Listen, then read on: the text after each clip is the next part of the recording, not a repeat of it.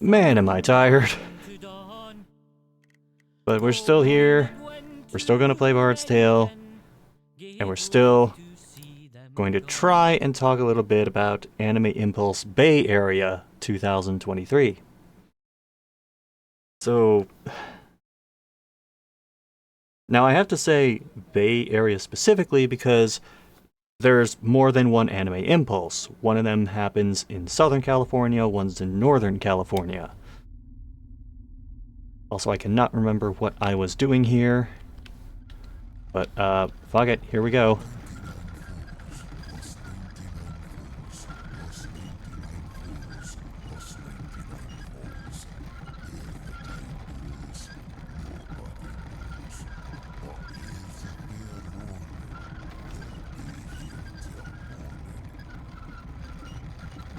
Wonderful. Anyway.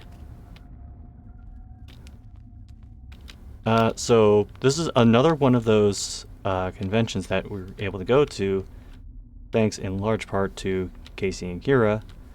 And usually, in other cases, it would be just me going out there, but this time, I went out there with Tiger Uchimaru, who, for those who don't know, is the lady I am marrying next year.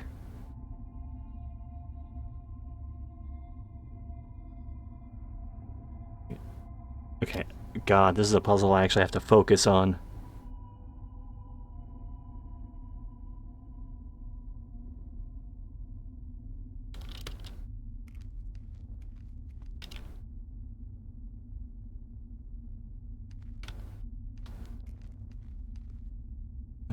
Oh, shit. I just realized that the notes that I took for what to talk about were not appearing on screen. Okay, there we go.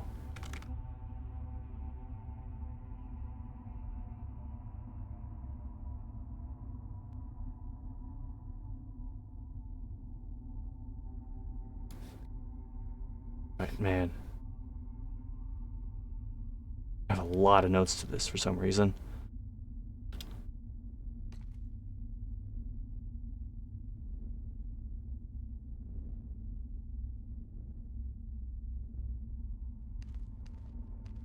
So,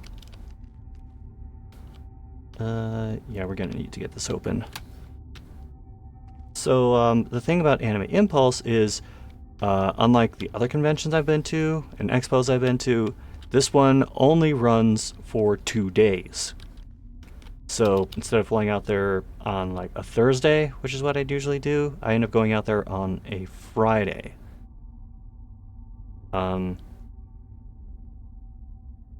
And because we were taking a very specific flight, one that didn't have any stops along the way, we wound up leaving basically around sunrise. I think we left around like 5:50 something and got there around 7:50 something, because we were gaining time as we flew over there. And of course, we're both really tired. We basically didn't sleep before the flight. In fact, I streamed for a bit leading up to the flight. And we thought, hopefully we'll get some rest on the plane. Well, 2 things made that impossible. One, the children on the plane. Which, this has actually given me an idea to create an airline where no one below the age of 6 is allowed on the plane.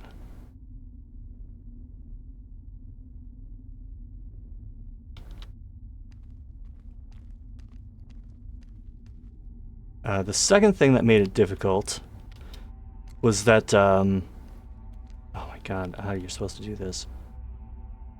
The second thing that made it difficult was that we flew United, which is actually the first time I've flown United in a while. And, well, suffice to say, the seats were not made for comfort.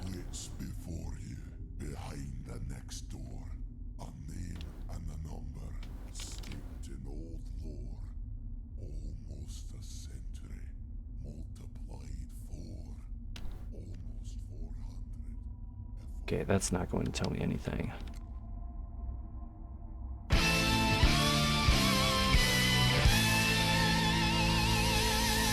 Thank you, Tiger Ichimaru, for 31 months of Tier 1 subscriptions. 0 Sleep Gang represent. Yeah.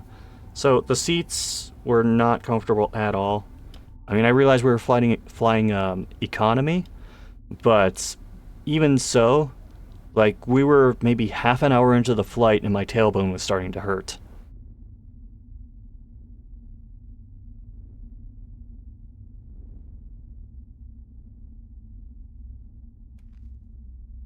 First trots 4 ends as before.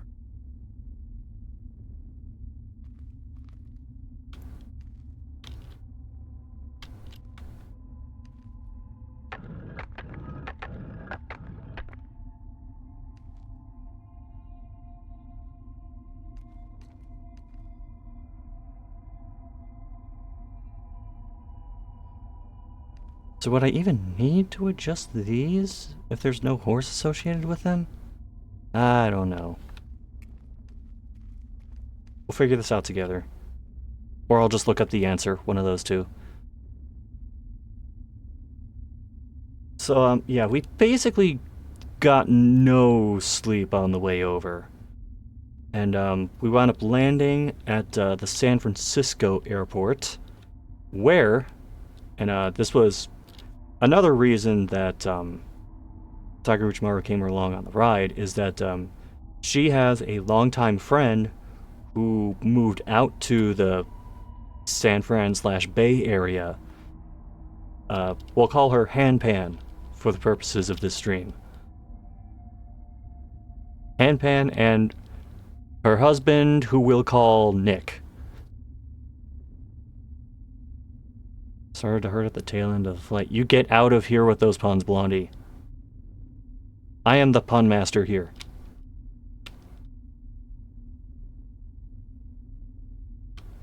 Trots 4 ends as before. Next does Rome 4 back to home.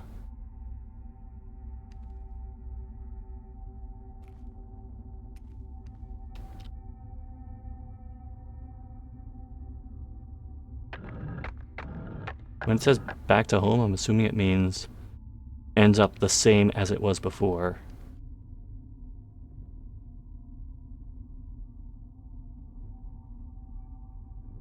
Ran 7, pray to the heavens. Okay, now this I don't know. I'd recommend to a resort stay that is 18 plus only.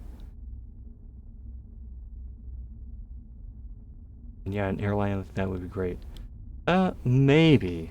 I don't exactly have a whole lot of opportunities to do resort stays, but I'd certainly keep that in mind.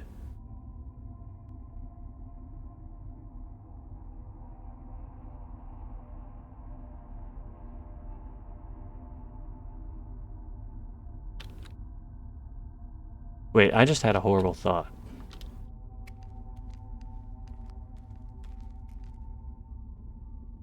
Knights of This is going to be a chess puzzle.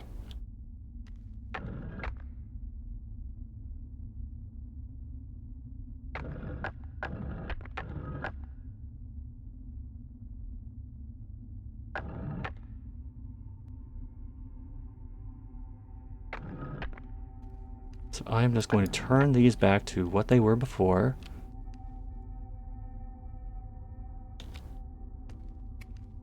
You can't adjust that, can't adjust that, can't adjust that. Okay, I think we're back to where we were before. So, Tiger's friend Hanpan picks us up from the airport, and we decide to go and get some breakfast at a local place they know, which was good. No complaints. I had, I think, an omelet with corned beef and Swiss in it, and then also some toast. I was not hungry again for a while after that. And then after that, we went to this local Asian grocery store type place. And, yeah, they had a bunch of stuff available there. I got a Ramune, and realized once we got it back to their place and I tried drinking it, that I completely forgot how Ramune works. So I needed assistance remembering, oh yeah, you're supposed to get the thing out and then punch it down, and then... It's not exactly something I have very often, but also I was running on no sleep.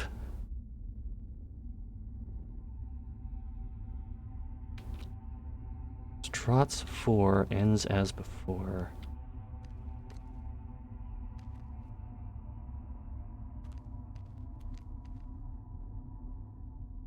So would that mean... I mean, if it moves like a knight in chess, there's a couple different possibilities for what it could do.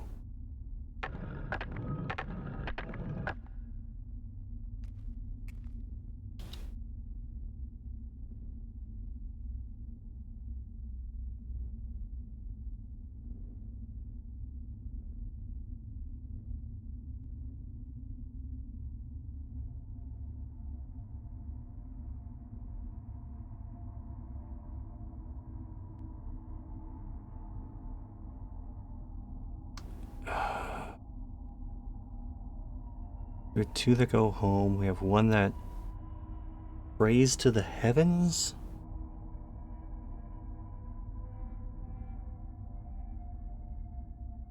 Anyone opposed to me just looking up the answers to this? Because I kind of don't have the patience for this right now. And also, chess is really not my thing.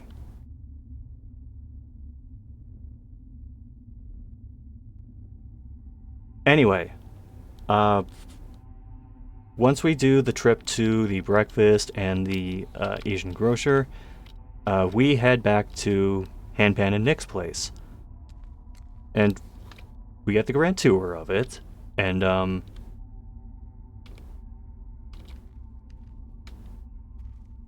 what's this called?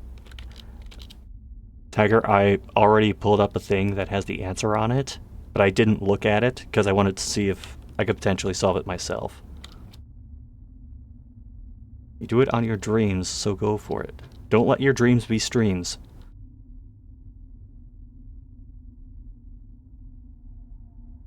Alright, we'll just look this up. So, it's like that. I am absolutely cheating. And... like that. Because the thing is, there's a couple different ways you could go about this to create routes that go back to home.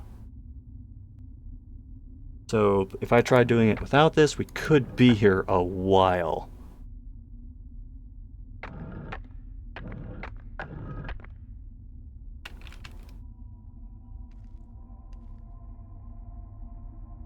Got distracted by Queenie bitch. Yeah, that'll happen.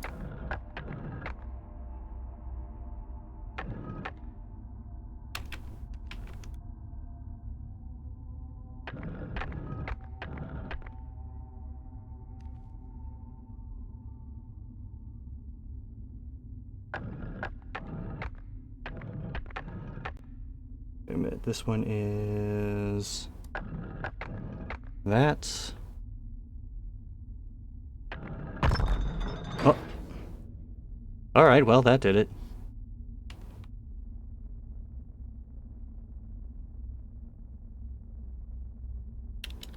Other than spending forever on the chessboard and System Shock remake like you did. Oh, I skipped that entirely. I knew I was going to dedicate way too much time to that, so I said, fuck it, and just moved on with the rest of the game. So, there's something else that we do at... oh, there were mobs down there. There is something else that we do at Hanpan and Nick's place, which is we just fucking pass out. They offered us crash space on their couch to rest from the trip, and boy did we ever. Oh shit, jeez. 1,660. Give me a moment just to plan for this first. Alright,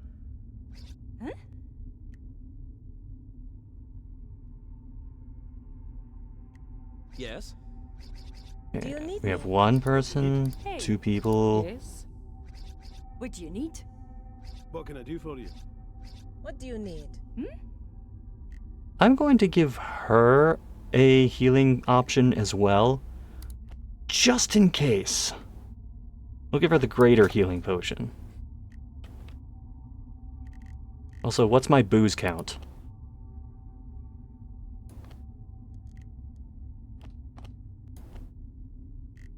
Oh yeah, we gotta make more booze. If this is going to be a pain in the ass fight that I think it is, then we're going to need a lot more booze.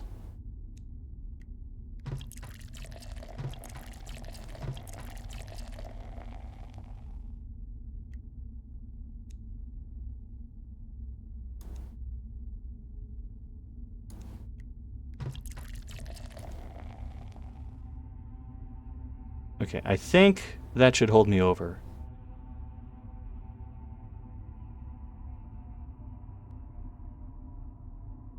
Actually, you know what? One more just to be safe.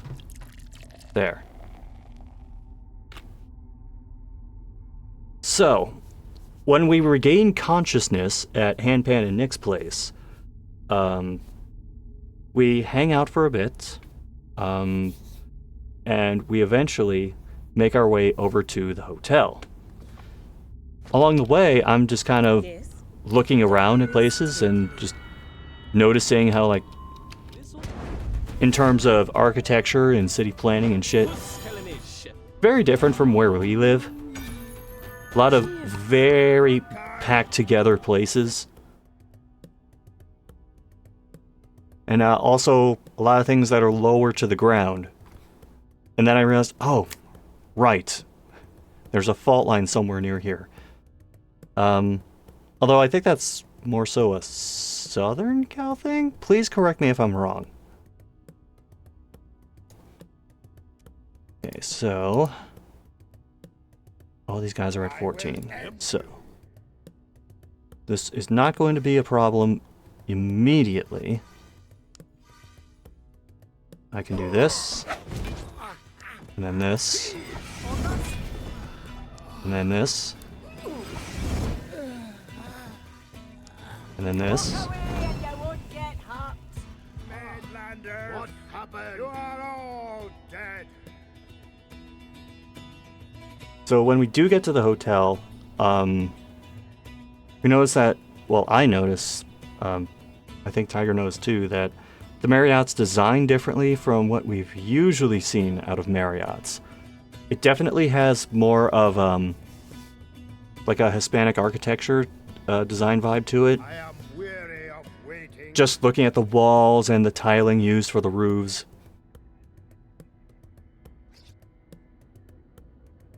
And we get there, we meet up with Casey and Kira, and we just hang out for a little bit. Orders? Actually, we did go out to get some snacks from a 7-Eleven, and then while we were out, we decided to go to this place that serves lunch. And they had like onigiri, they had curry. I went for the really basic bitch thing of hold on. What are we? I went for the incredibly basic bitch option of just fries that were covered with like some sort of beef concoction and spicy mayo, and maybe green onions were in there. I can't quite remember. It was called like Fujiyama fries or something. And I declared that dish to be workmanlike. It did its job, and that's all I'll say. Okay, so the chart. Yep, 99 waves. We're gonna be here a while. Tell me. Yes. Aye. Whew. Meanwhile, some other people were kind of having issues with their food as well. And, yeah, that lunch place was kind of a bust. In the end, the snacks that we got from the 7-Eleven were actually the better food option. Do your worst. So, a bunch of time goes by. Ready. We're just Here. sticking around the hotel, Speak. and, Ready. oh, Tiger's chiming in. You did like your matcha cheesecake. Alright, so they got the dessert at least. 1 point in the column for that. Aye.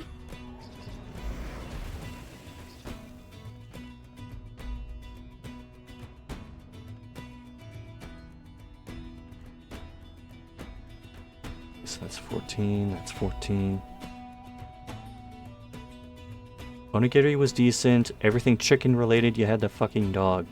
Yeah, I don't know what was up with the chicken, but On some your of it right. like wound up with almost shrapnel-like bits of fried stuff in it. I'm really not sure what happened. Yeah. Aye?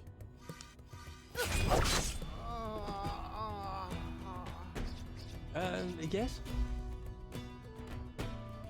Fuskalish. Ready. Speak. Bark and bearskin thicken my hide.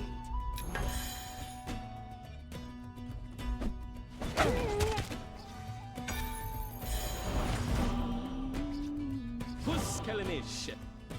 Okay, that did nothing. Good.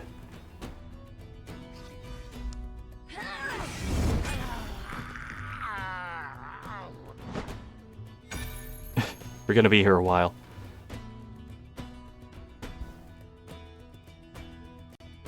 A bunch of time goes by, and eventually we get to the point where we have to decide what we're doing for dinner. And this is when some of us get really indecisive. Hanpan recommended this Japanese curry place, specifically because if we waited to do it too late, it would probably get overrun by people who were in town for the con. But a lot of us were really indecisive about what to do, so after a while, Tiger and Kira end up going to the swimming pool that's part of the Marriott. Casey and I decide we're going to see if there are any food options within the hotel. And there was a bar area that also served food, and there was a cafe type place that also sold snacks. We decided to go into the cafe Tell me place, what you need. and there's pizza on the menu. So we say, fuck it, we'll just get a plain cheese pizza. Just something simple, something that can fill you up. And Yeah. the door to the back room of the cafe was left open for some reason.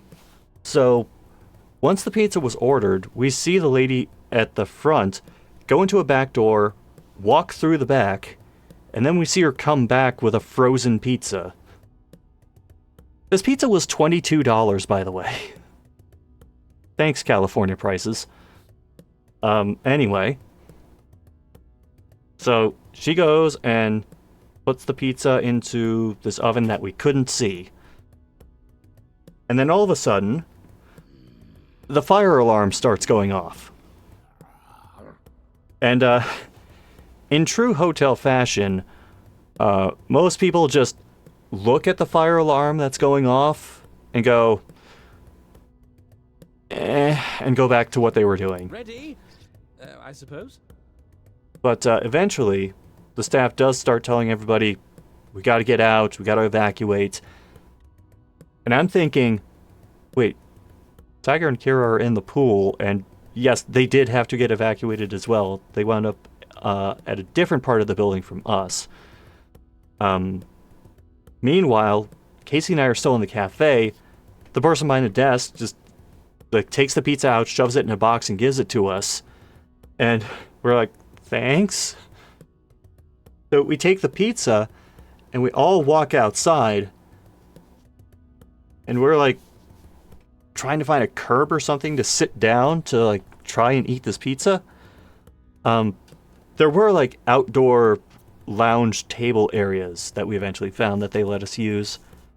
And that's where we realized that this pizza was not properly cooked, because it was still really doughy on one side and then burnt on the other side. I don't know how they pulled it off. But in the end, I described that pizza as workmanlike. Yep. You see the pattern that's going here? This is going to continue.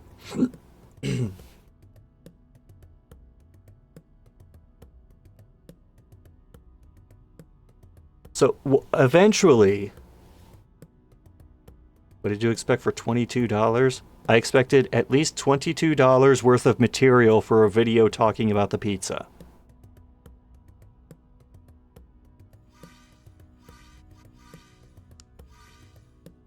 Okay, I can take care of that.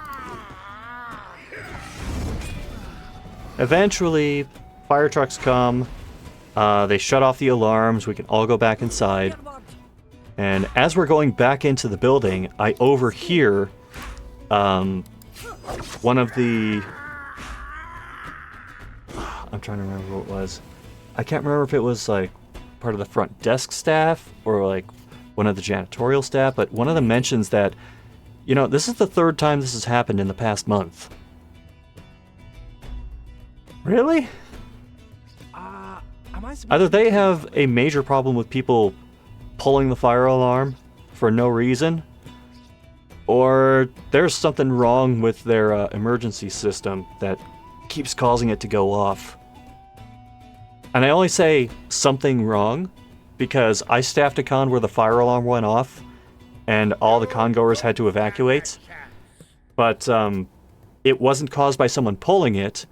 It was caused by someone's vomit in the stairwell running into the electrical system somehow, causing a short and to trip the alarm. Cursed pizza oven. Yeah, we theorized that the pizza burning on one side set off the smoke alarm somehow.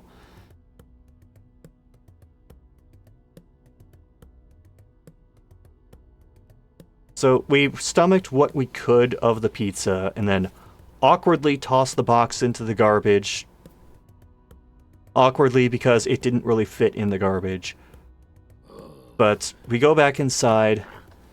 We're kind of like hovering around the bar area, seeing if they're still serving food. And one of the bartenders comes up, asks if we want anything to drink. And we're like, nah, it's okay. We're just looking for something to eat because this pizza that we got from the cafe was basically a piece of shit. And after talking with him for a bit, he goes, you know, I could get you some fries from the back. Just the fries, not like one of their overly elaborate sandwiches or anything. And we're like, okay, how much is that going to cost? And he goes, nah, don't worry about it. So we just got bar fries for nothing. And those fries were the best meal we'd had while being in town. I'm talking about me and Casey and that whole group. Because outside of that, the breakfast place was far and away the best place. I still think about that omelet. Orders?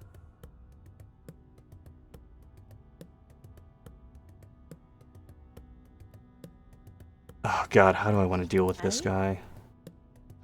Hang on.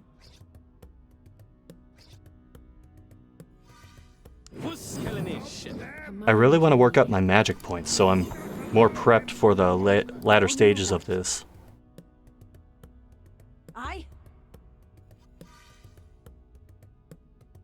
Yeah, I'm not going to see anyone with 110 constitution anytime soon, so fuck it.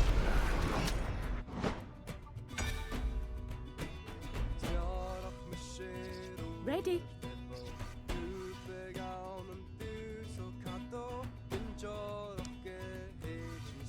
Bottoms up. Yes! Oh, I was hoping that would work. Thank you. Yes? Orders. Yes?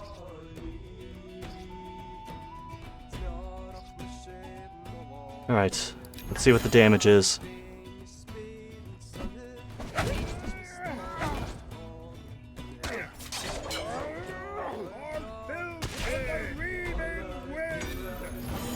Wow, you guys suck. You couldn't even damage the spellcaster. I know he's wearing like full plate armor, but that is actually a wizard. The character portrait got fucked up. Puke in the electronics sounds like an Ocean's level heist took place. I mean, we were close to an ocean, so maybe.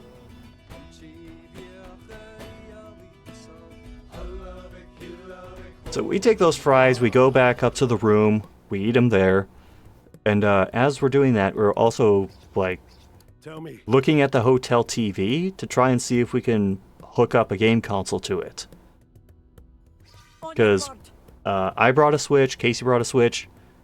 Neither of us brought a dock, but Hanpan and Nick let us borrow theirs for the weekend to try and get it hooked up to the TV. What is it now with hotel TVs and just being complete pains in the asses to deal with? On your word. Because What should I do? like, okay, so we try to set up the Switch to work with the hotel TV.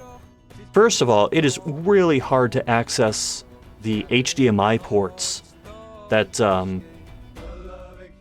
that are at the back of this TV, because that's one of those really huge TVs, and then the HDMI ports are like near the middle of it at the back, and there's almost no room to maneuver.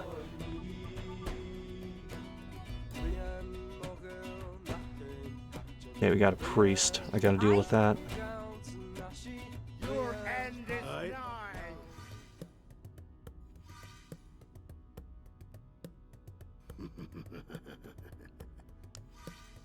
So we're trying to hook this thing up to the hotel TV. We realize that even though the TV has 3 HDMI ports, 2 of them have been disabled.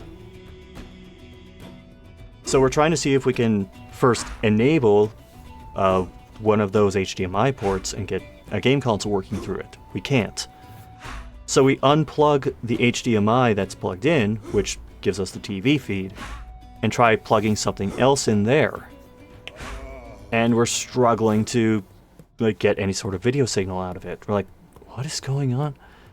So this eventually became like a 2-day saga of us trying to get a video game console working on this TV. But for the first day, actually, I guess I'll just tell you how this ends right now. Eventually, we do get like some info about like what hotels do to certain TVs to try and like disable video games working on them. There was a separate box that almost acted like a firewall for anything other than the TV signal. We managed to get that unplugged. And then when we plugged the game console into the HDMI port, the display showed up. But when you did that, the TV remote would stop working, and the volume for the TV would go to 100. Which isn't great. I still think the TV being at 100 would not be as loud as some of the dance music that was playing in the hotel. Oh, did I mention? While the convention was going on, we were staying at a hotel that was hosting a bunch of dance events. And these dance events would run until 4 in the morning. So we would be hearing like salsa music blasting until our bodies just gave up and we lost consciousness because we couldn't get to sleep normally.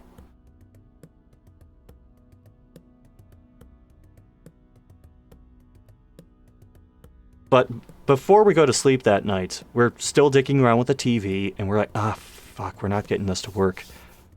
And as this is going on, ESPN News is on. And it's playing this, like, X Games stuff. Particularly, like, off-road racing through the Baja, or something like that. And then the feed for it starts to glitch out. And this eventually becomes our entertainment for the night.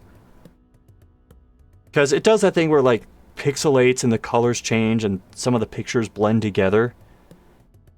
But it's doing so in increasingly bizarre and hilarious ways. Particularly when it cuts to commercial. Because we see a Geico ad with these people just standing out in the lawn. And the picture's like vibrating. And then it looks like someone comes up through the ground. And then the Geico logo just flashes. Or, I'm trying to think of another one. God, it all just felt like a fever dream. When the off-road racing came back, it cuts to this interior shot of a driver, and his picture freezes, but his mouth stretches across the screen and turns into a truck. It was fucking bizarre. Orders. Ready? That almost made up for not being able to play video games on the TV. Self-made YouTube poop. Yeah, that's basically what it became. I mean, outside of the audio, perfectly fine. The video, oh god.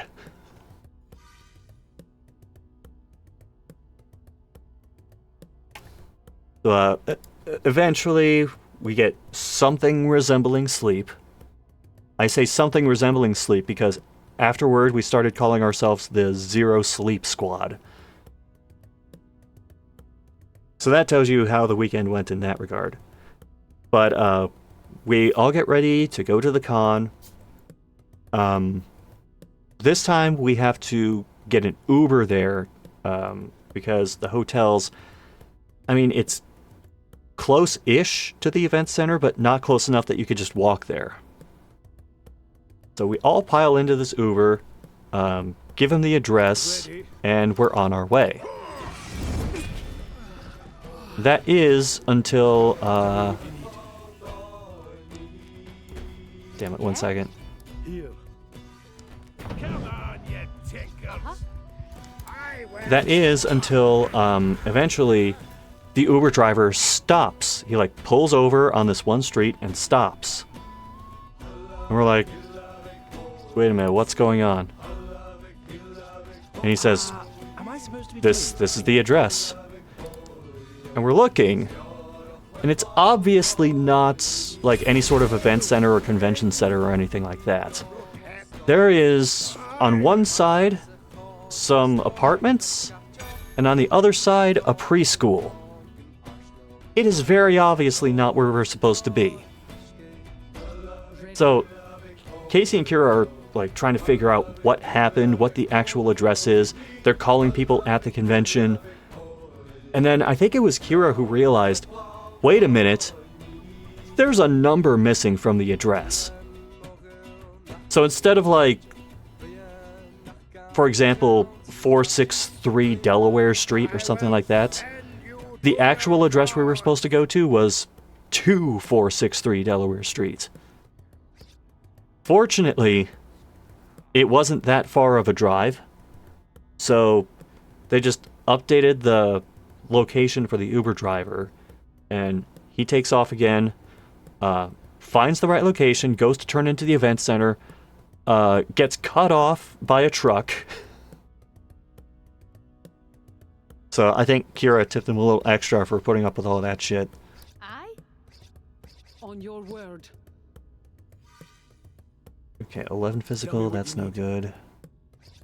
Ready. I may just start nuking guys. Ready. Not using blood for blood on these guys with 14 points. Yes? Uh-huh. Tell me. Ready. On your word. Speak. Armor of spirit. So the Uber driver drops us off at the event space. We meet up with a staffer there. Wow, they're still doing no damage to my spellcaster. That's embarrassing.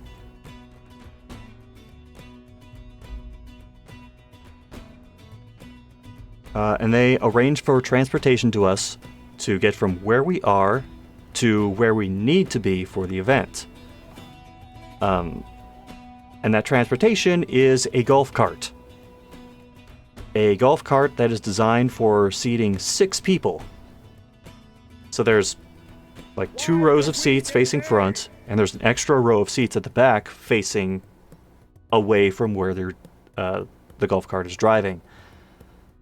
So Tiger and I get into the back, and I was not prepared for how quickly this thing would start accelerating, because it just goes boom, and I almost like fly off of the golf cart and eat shit. Fortunately, I was hanging on to the side of it, so I was able to like catch myself and pull myself back.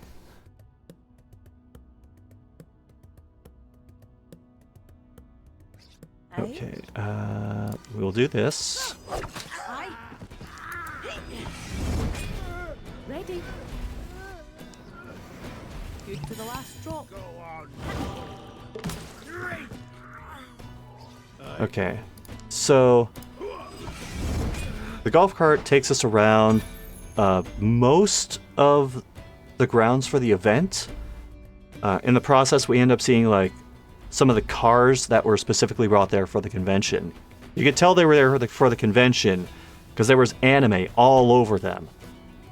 We'll get back to those later. Eventually, we pull up to these doors leading inside, and we disembark, grab our stuff, head inside, and the autograph space is like almost right where we walked in. So the thing about the location for the autograph space is it was kind of off in the corner. Like, there was our row of autograph tables, and then like across from them was the back wall, and there was like the info booth, the medical table, and then a couple other random things going to the corner. It wasn't a great spot for like setting up autographs, because you could easily just not realize anything was there until you specifically walked back to that location.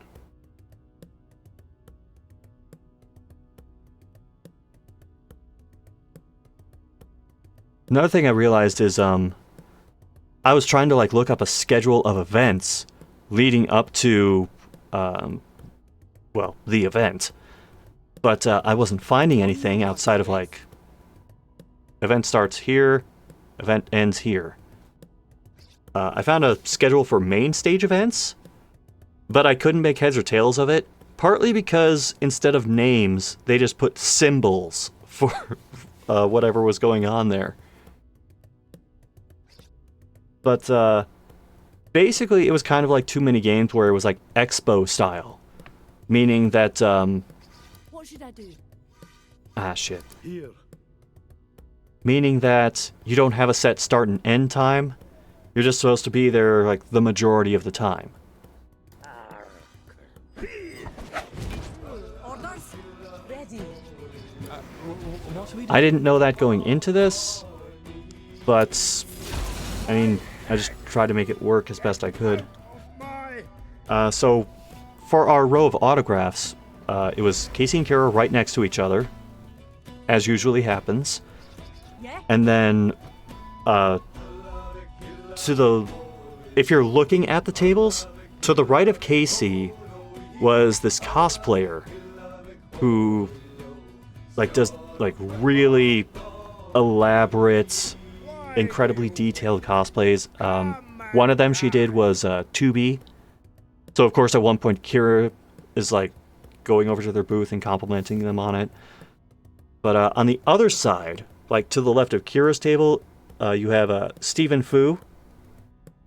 And he's in like JoJo's Bizarre Adventure, Demon Slayer, Street Fighter 6, that kind of stuff. My interactions with him were limited, but he seemed like a pretty cool dude. He liked fucking around with Casey a lot.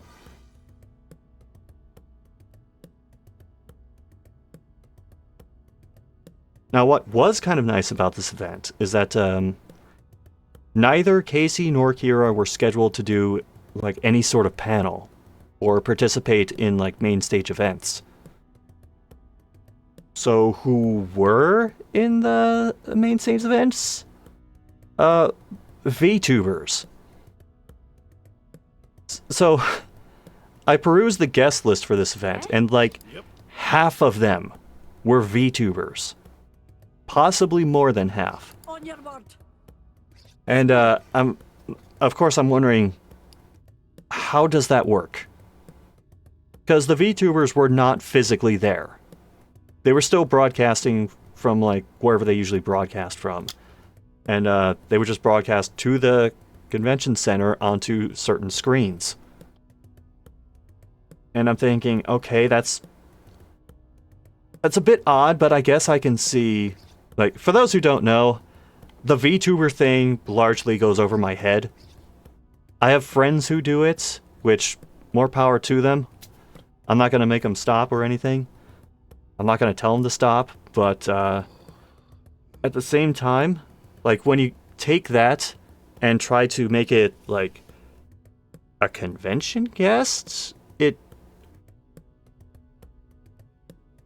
this is going to sound terrible, but it reminds me of, like, you remember those old photos of, like, a person who takes a photo of himself, like, with their arm out, and then they, like, Photoshop in an anime waifu? And it's supposed to be, like, them hover-handing their arm around them? There's a little bit of that vibe to this, particularly because they did meet and greets with the VTubers. Ready. And what that entailed was just this smaller video screen with the VTuber being broadcast on it, and another person just kind of like stands next to it and gets a photo.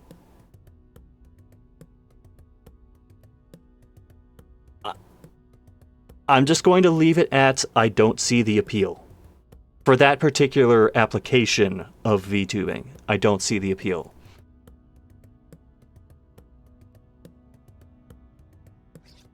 Yes? Sorry, I've been stuck on this portion of the fight for a little bit. I should do something. Yes? On your word. Head! My head! On your word. Tell me what you need. Let's just end the turn. That is certainly something. Yep, that was kind of my reaction, Ninja Star. I mean, if it's making people happy, fine. I just think we're how do I phrase this? I just think we're like having that through the looking glass kind of moment with fandom for this kind of thing. Come and die, weaklings!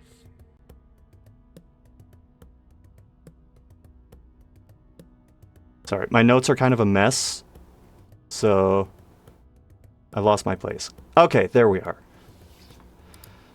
So the thing about this particular convention... Aye. Actually, I'm going to do this. Down the hatch. The thing about this particular convention is that it was technically 3 different events going on within the same general space. There were 2 buildings and an outdoor area, and they all kind of shared. There was Anime Impulse Bay Area. There was K-Fest. I think that's what it was called. It was like a Korean culture thing. And there was like a sneaker expo going on, which was for like Nike shoes, Adidas shoes, that kind of shit. So you would see like the usual anime convention goers, but you would also see like a K-pop enthusiast and a dude with a wagon full of shoeboxes.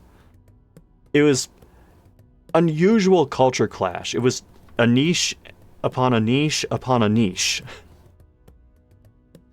Here. Yeah, that's only 11 physical.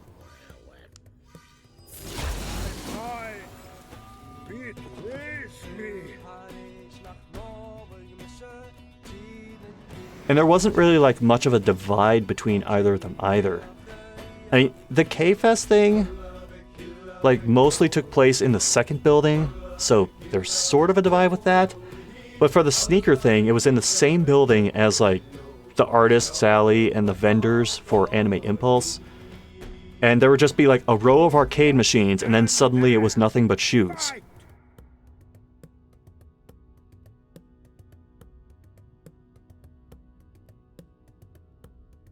Another thing about the autograph booths is there was not really...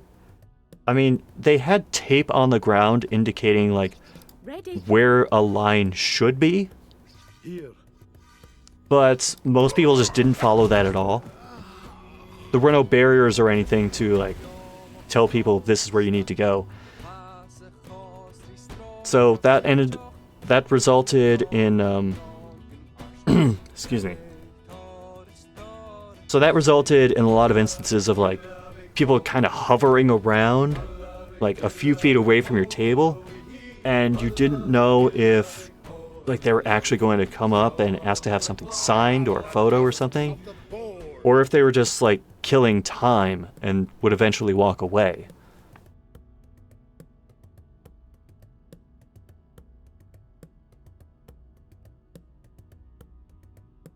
Now, I should mention, Yeah? I was there helping run the booth with Casey, like I'd done before.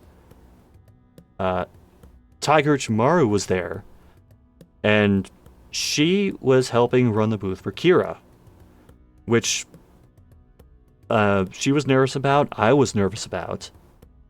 I thought maybe since I was a little more experienced, and Kira usually gets like a larger line than Casey, maybe I would help Kira, and then Tiger would help Casey, but Tiger wound up rolling with Kira, and she was nervous about it first.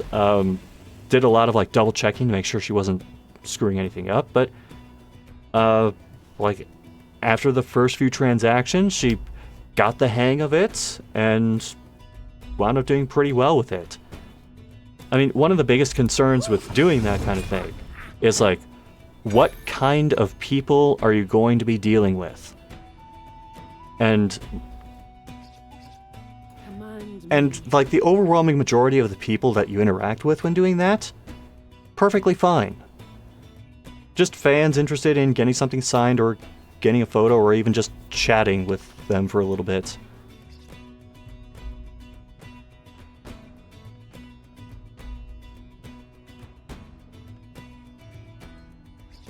I will drink your blood.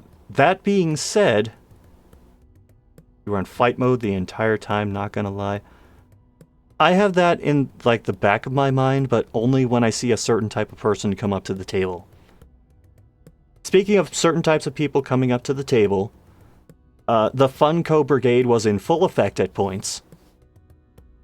The people just, like, dropping these boxes for Funkos on the table, and there would be post-it notes saying, write this here in this color, write this here in this color. Some of them had their own pens just to make sure their color was right. Hardly saying anything. Contrast that to the people who had Funkos that were actual fans, who would be able to like reference certain things about the shows. And a funny thing too, there were multiple instances. Tiger, I don't know if this happened with your table too. where we had people who forgot stuff at the table. And a surprising amount of them were people who had Funkos they wanted signed that were not part of the Funko Brigade. Like, there was one guy who just left his phone there and then walked off, and we didn't see him again for a bit, and we couldn't tell that his phone was on the table because it was behind the sign where the autograph pricing was. But eventually, like, we realized the phone's there, so we just keep an eye on it and wait for him to come back, because he was completely out of eyesight at this point. He does come back, gets his phone, so fortunately that wasn't an issue. Second time a guy leaves a phone there, we pick up on it a little faster and realize, oh shit, he left his phone. So I just like grab it, scoot out from behind the table. I can still see where he went, and I like fast walk through the crowd and get him his phone back. And he's like, oh shit, thanks. And the guy takes his phone, tries, like, I don't know what he was doing. He was like unlocking it to do something on it, almost immediately drops it. But fortunately, phone was in a case. It was perfectly fine.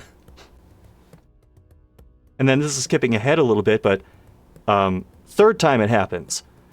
Guy starts to walk away from the desk. And at this point, I am habitually looking back at the table to see if they leave anything. And I see a phone there. And I point at the phone, I point at him, I go, wait, your phone. And he's like, oh shit, thanks. And he grabs it and walks away from the table. That also happened with, like, really enthusiastic fans. They weren't forgetting stuff on the table, they were forgetting to pay, which is kind of an important thing. And of course, it helps to have a second set of eyes on this thing. Because, like, if you're one of the VAs who's doing this, and you're trying to do everything, it can be easy to lose track of, like, okay, I gotta sign this, they want it dedicated to this person, they want this signature, they want this quote. And sometimes you can just lose track of whether someone's paid or not. That's why it's helpful to have an extra person there to keep track of all this shit. Which leads to possibly the best backhanded compliment I've ever heard. There was one person who was getting something signed, and I'm the one who has to be like, that cost this much, and how are you paying? And the person's like, oh, right, and because they were like in a good conversation with Casey. And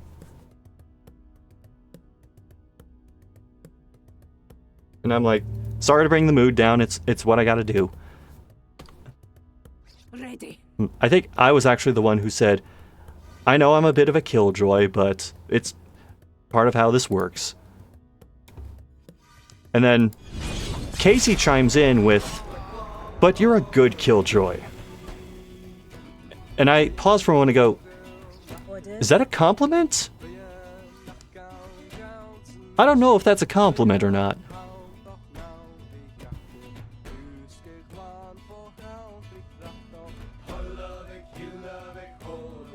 But then, that leads to me personally witnessing one of the things that you absolutely do not say to a voice actor when you go to one of these things.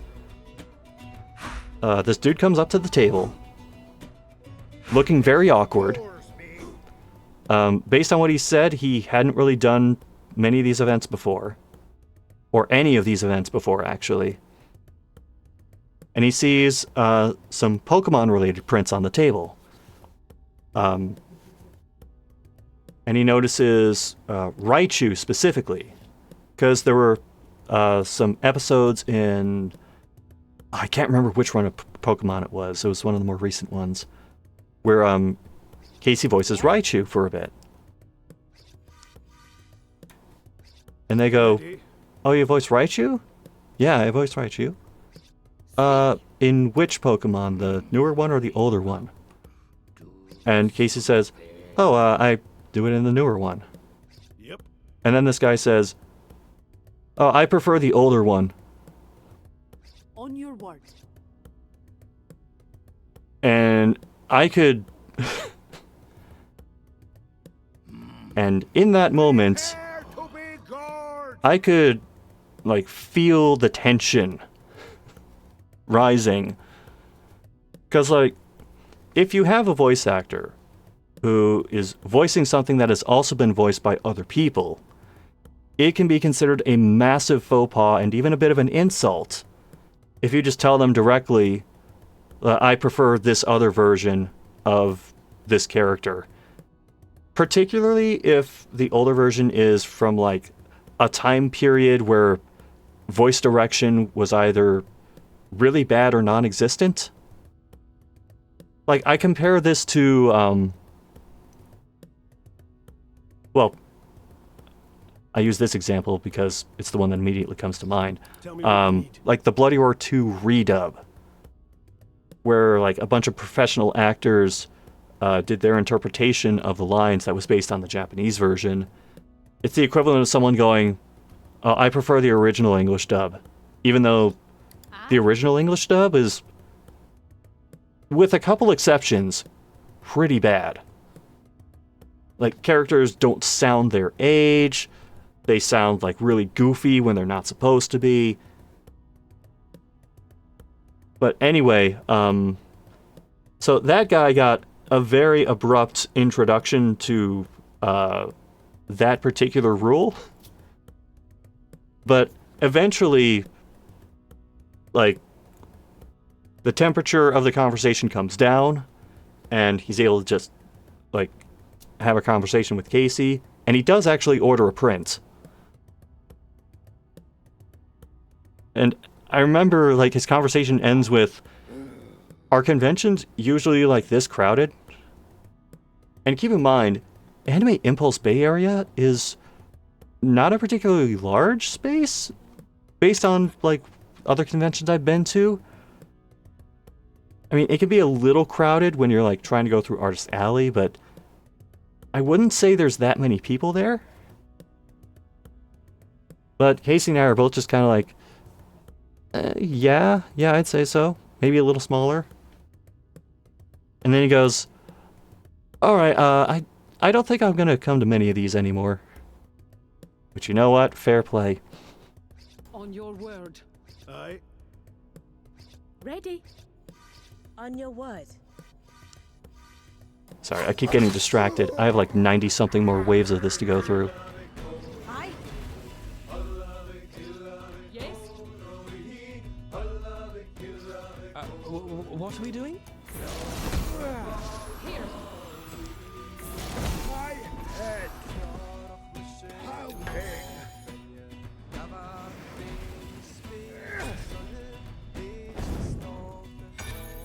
Ah, shit, he set him on fire. I know I should have killed him first. Ready?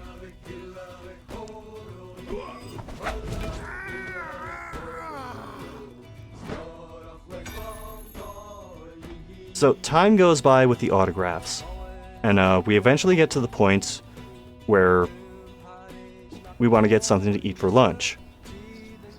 And we figure we're just going to get something that's around the convention space. So for this event, and I guess the other one's tied to it as well, they have this area called Food Street. Food Street is an outdoor area that has a bunch of, like, tents, and I wouldn't even call them food trucks because they weren't actually vehicles, but, like, basically county fair style pop-up areas where people are serving food of various kinds. Obviously, a lot of it is, like, Japanese/East Asian inspired, but you do eventually get to, like, people who are serving these weird kinds of corn dogs and, like, other fair food that's been modified to be more convention friendly. Tell me. What should I do? Here. Food Street for the street lifestyle. Life on the streets. Street life.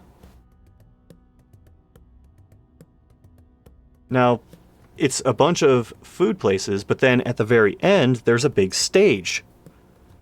And that stage is used for karaoke.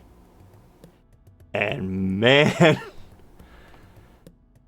oh, the things you could hear from that karaoke stage. Just a little critique, if I may. If you're going to say, if you are going to sing a song like, I can't remember the actual name of it, but it's the Kiss song, like, I Want to Rock and Roll All Night and Party Every Day. Maybe sound like you give a shit. That's not the kind of song you can go up on stage and just go, I wanna rock and roll all night and party every day, and have it sound even remotely natural. Anyway, as we are out there, we're looking around all the food places. I mean, most of them have a big-ass line to them. Ready. But eventually, we notice there's this place that's like selling a couple different kinds of ramen. Orders? And the line for it is relatively short. So, Casey and I, being lazy, we say, fuck it, we'll just do the ramen place. I think Tiger Chimaru and Kira went to one of the corn dog spots, and apparently that was alright. Orders? But Casey and I, Casey gets the chicken ramen, I get the beef ramen. And we take it back to the green room space, which is like in a different building, and it's behind these curtains, and it was actually kind of nice because the tables were set up right below fans, so you could cool off really easily. Even though the temperature wasn't really that bad all weekend, it was actually cooler in San Mateo than it was back in Ohio where I live. So we open up this ramen thing and immediately we feel a disturbance in the force. Because like the broth for it is, I mean, it's cloudy, but it's cloudy in a way that it doesn't look like ramen, it just looks kind of dirty. The noodles don't really look like ramen noodles. The beef that I have for it looks like slices of lunch meat that they just kind of threw into the side. Pretty much the only thing that looked natural about my ramen was the carrots. So I try it. And you know what? A lot of people say that the Japanese food is always going to be better in places like Southern California, Northern California.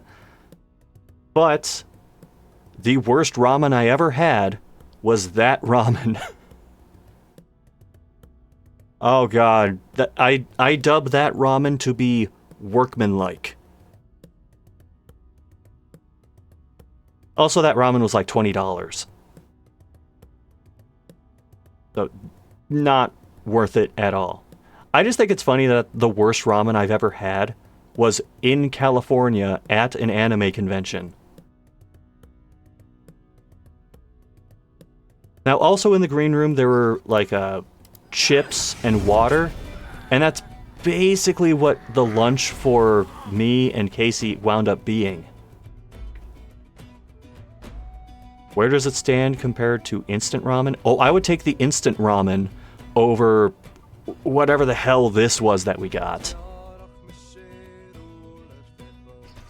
Hell, just give me like a raw brick of Maruchan and I will eat that instead. No water, no seasoning, just the brick. Aye?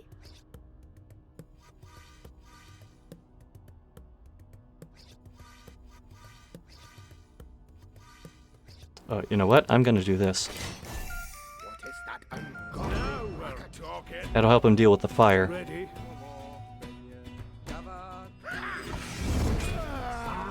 Am I supposed to be doing something? Oh, that's a crit.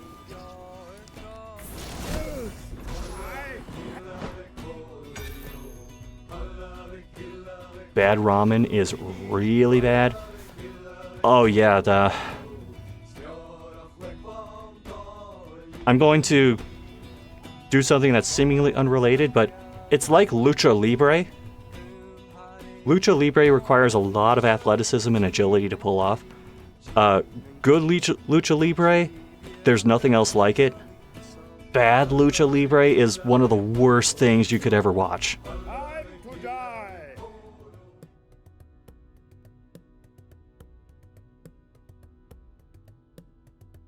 Speaking of food, I might as well mention this. At one point, while traveling between like the hotel and the convention and the various other places, we eventually drive by an In-N-Out. Now, I have no dog in the fight between In-N-Out and Whataburger. I really don't care. My choice would be Culver's. Yeah? Yes? Yeah?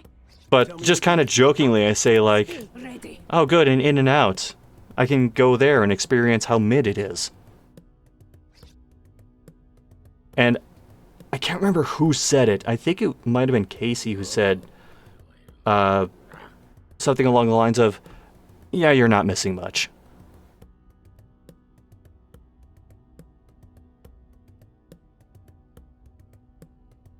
So that tells me all I need to know.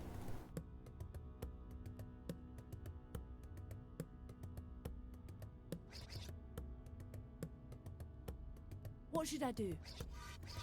Command me. God, I am overthinking Ready? this. I suppose. Yeah? Ready. Speak.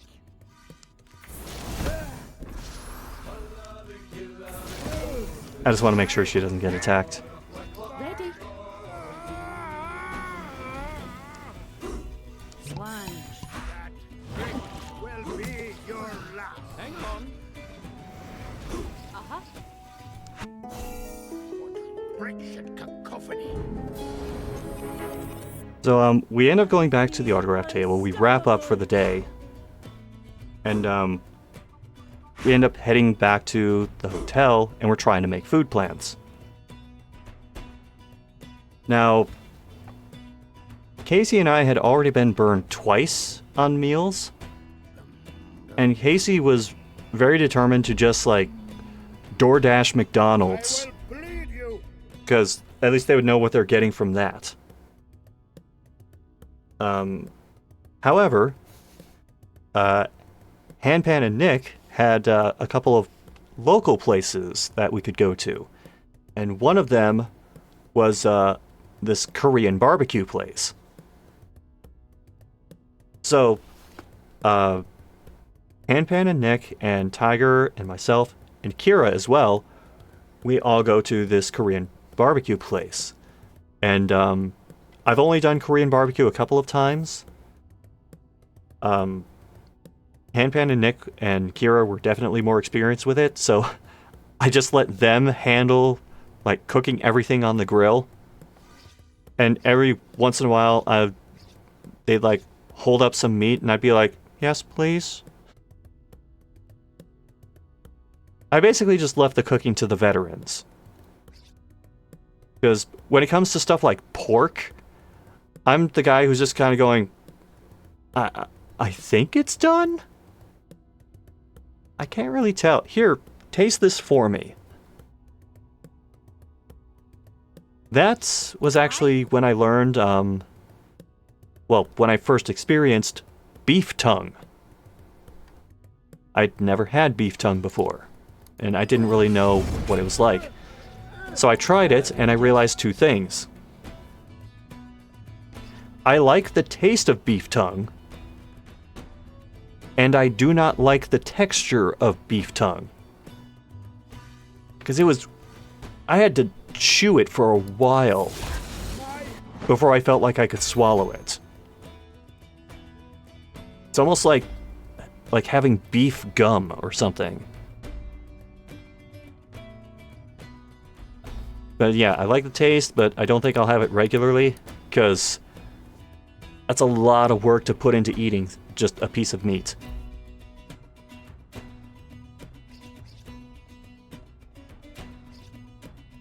So we make our way back to the hotel. We try to get to sleep, but we can't because people are salsaing until 4 in the morning. Sunday comes. And we had to pack up all of our stuff and get out of the hotel because we were getting checked out for that day. By the way, Yune, I see what you posted before. I'm going to get to it later. I'm just trying not to interrupt the flow of the story.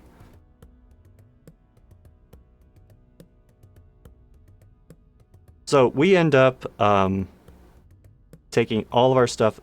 By the way, Handpan and Nick were like the MVPs for this weekend. Because they did so much driving around for me and Tiger as well as Casey and Kira.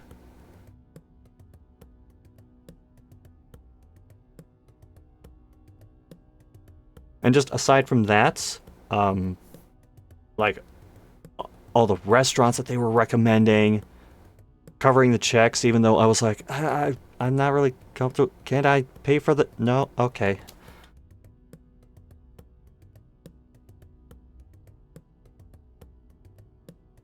So anyway, they haul us to the convention because Handpan and Nick were also just attending for the day. And we end up taking all of our luggage and just putting it behind the autograph tables because we don't really have anywhere else to put it. It's a bit of a slower day on Sunday, but there were a couple of notable things that happened with it. One of them being Casey just casually dropping in conversation with a couple of attendees who were getting stuff signed that Casey and I were in a fan dub together many, many years ago. It was for, I think it was called Tokyo Majin. And Casey and I were the two lead characters in it. We discovered this completely by accident at one point, by the way. Because Casey and Kira and I were all on this forum called the Voice Acting Alliance. And that was where a lot of like radio plays and fan dubs and recruiting for Flash animations went on. And it just so happened that Casey and I, and actually Kira had a small role in it too, I think. I'm pretty sure. But yeah, a weird serendipitous moment realizing that happened.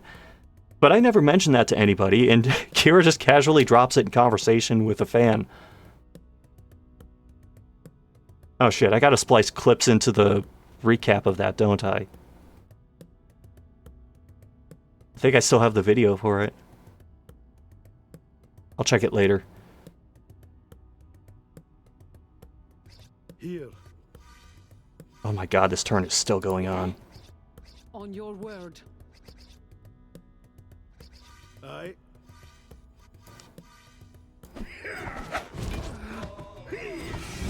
Orders? Aye? Am I supposed to be doing something?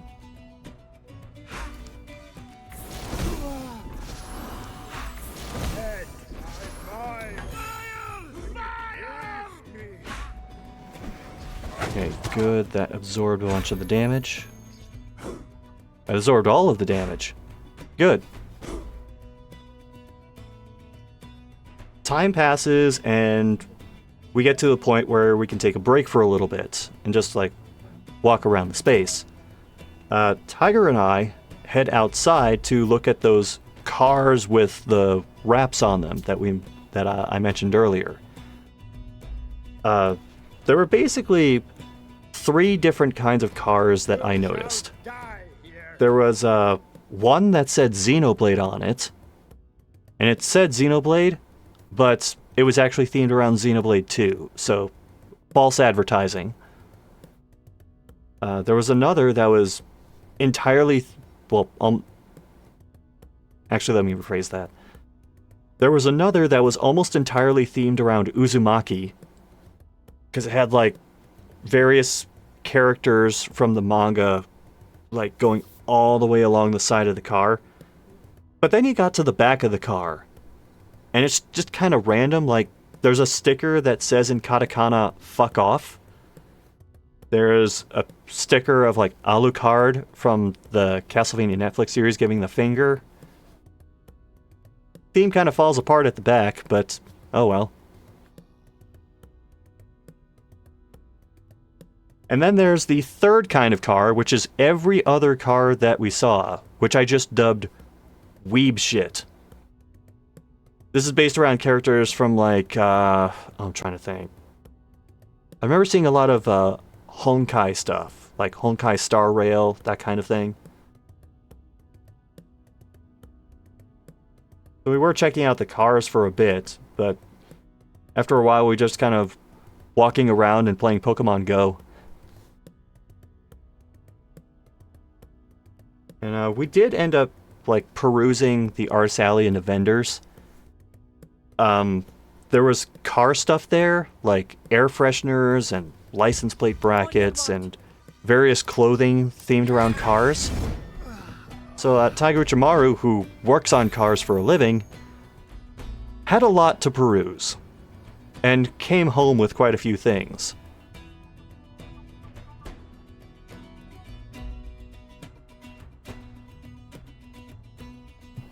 Also, there was an Initial D machine, so she was on that for a bit too. Yes? Oh, they gave a spell point back. Great. Out of my... Someone who's beaten Xenoblade 1 and 3 but dropped 2, you agree. Oh, right. Of course you would mention that, Tiger. Tiger Uchimaru is also a Pokemon fan.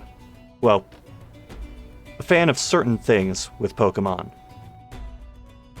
Like, they're into Pokemon Coliseum, so they're always looking for, like, Umbreon and Espeon stuff. Come on.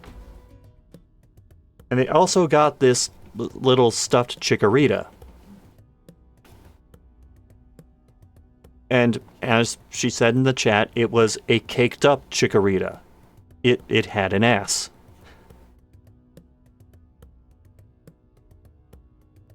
Insert clip here of Gianni Matrigano saying Thickerita.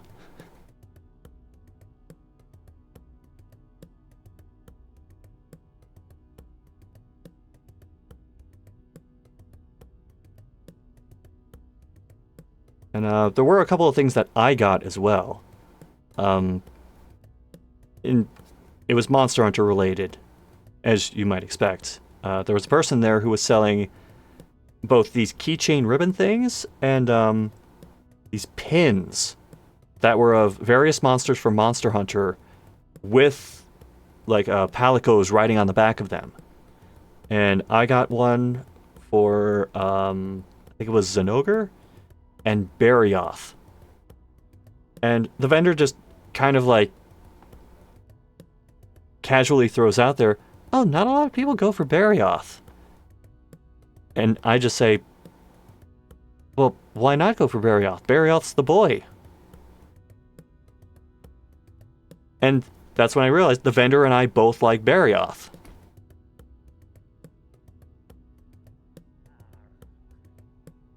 And if they had, like, a keychain thing that was Barioth specific, I probably would have gotten that too.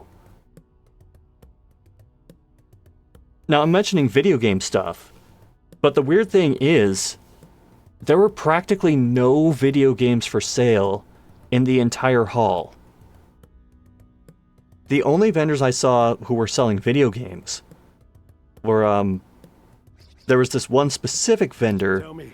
that was selling Pokemon stuff. So on the table, they just had, like, a couple cartridges of Pokemon Coliseum and, like, one for Pokemon Yellow, and that was pretty much it. Speak. And that seemed really bizarre to me. Like, there are so many vendors selling video game related things, but not video games.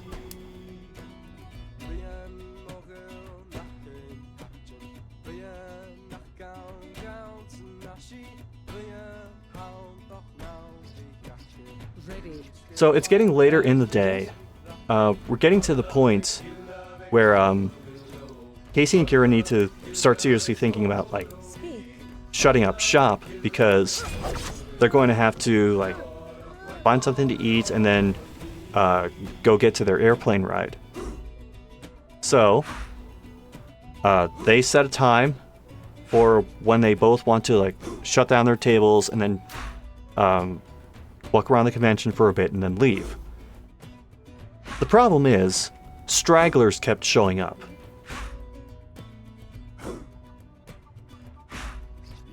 This happened with Casey, but it really happened with Kira. Ready. So, like, we're trying to close up, and then someone walks up to the table. And you get, like, a print for them, do the transaction, have a nice day, start trying to close up again, and then another person comes up. You do one for them too, and then you just start trying to pack up again, another person comes to the table. This happened over and over and over and over with Kira especially, to the point that she didn't actually like get a chance to shut down her table until like at least an hour and a half after when they said they wanted to shut down. On your word. And that was a weird thing too, is Tell me what you need. Aye. it was getting really late. The event was like maybe 3 hours from closing, and there were still people just showing up to the event. It's like, God, man, you couldn't have shown up a little sooner? I mean, I know people have like work and personal shit to schedule around, but if you're only able to go to the event for like a couple hours, then at what point does it become not worth it to make the trek out there? Here. What are we doing? What should I do? And I'm being way too indecisive about this. Hold on. Down the hatch. Drunkard! On your word. You know what? We'll just... Actually... Yeah, we'll do this.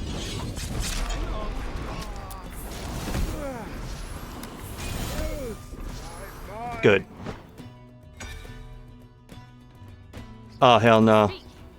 We're putting a stop to this right now. My head pounding.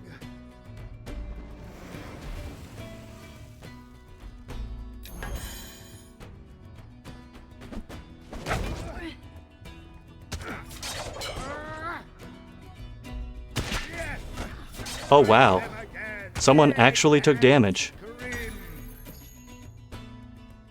And of course, it's the person who has no armor class.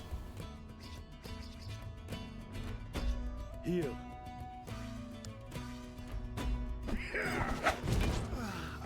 On your word. Tell me.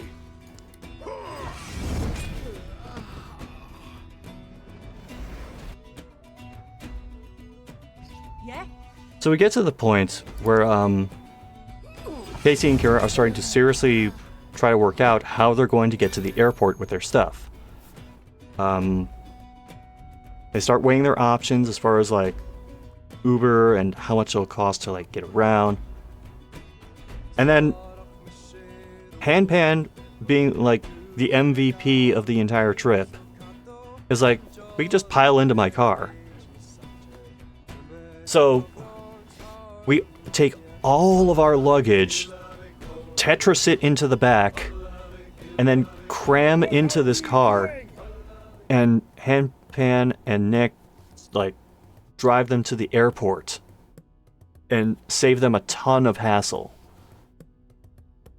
So we get their stuff out of the car, we take a quick group photo, and send them on their way. I think they actually got something while they were at the airport to eat, now that I think about it. But, their flight's happening, but Tiger and I don't leave until like a few hours after they did. So we still have time to try and go around and eat somewhere local. And the general rule of thumb with this is, and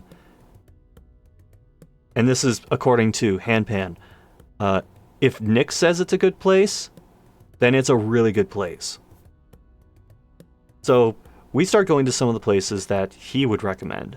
And one of them is the curry place that we didn't go to on Friday because we were just too indecisive and ran out of time.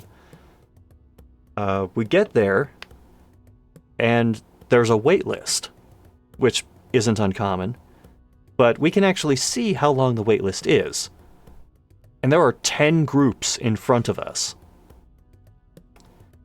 And we realize, yeah, shit, that's probably the con crowd. So, we call an audible, and we go to this other place. It's a sushi joint. I believe it's called Joy Sushi or something like that. The thing that stood out to me most about this was, number one, you can tell it's a legit Japanese place because you walk in, and the person who greets you says, "Irashaimase," which is like a customary greeting for when you're greeting a customer to your shop.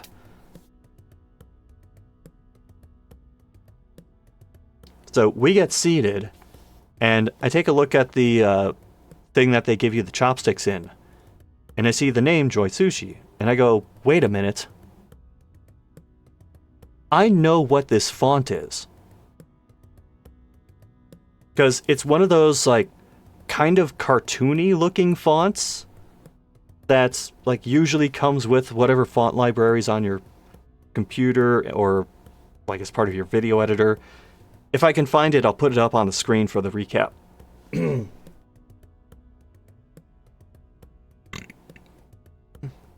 But that was just kind of like a, oh, this is funny kind of moment.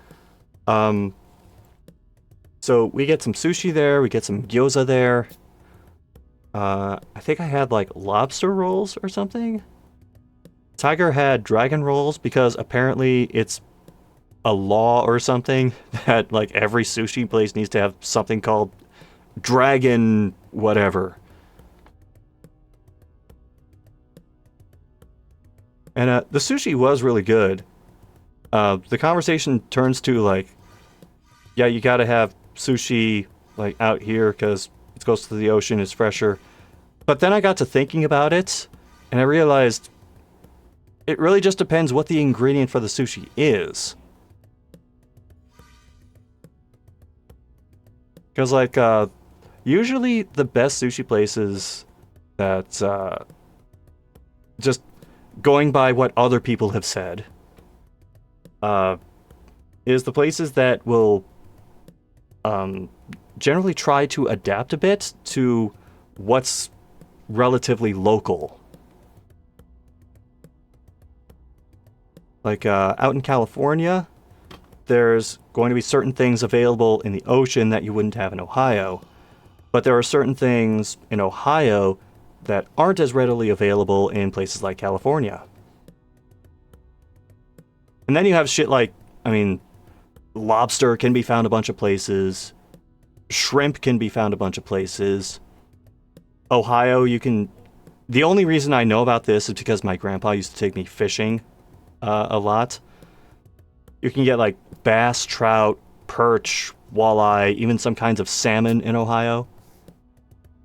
So if you know how to source those, you can end up making some pretty decent sushi with them.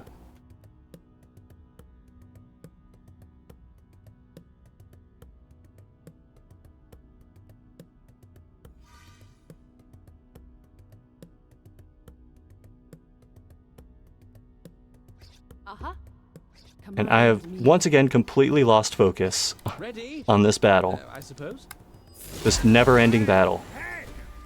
Aye. Ready. There's no one within stabbing distance.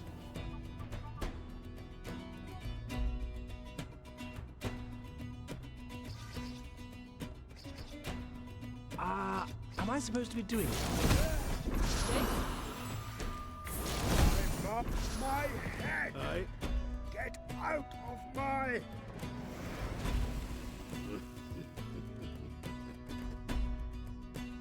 So we ended up timing the sushi trip like almost perfectly, because we get out of there and we start driving to the airport. And it's kind of crowded. Like, there aren't that many lanes for the road that goes between all the different terminals. So it gets really backed up really easily.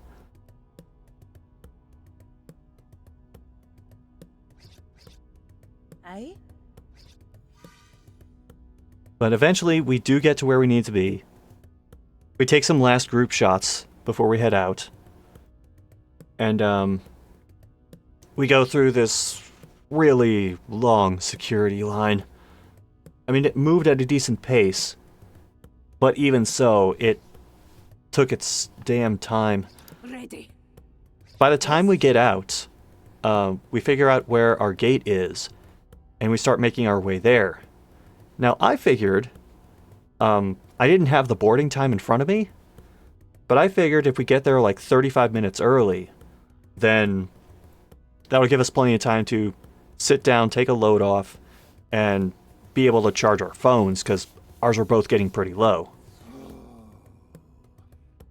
However, we get to the gate, and not only is the plane already boarding, they already called our group number.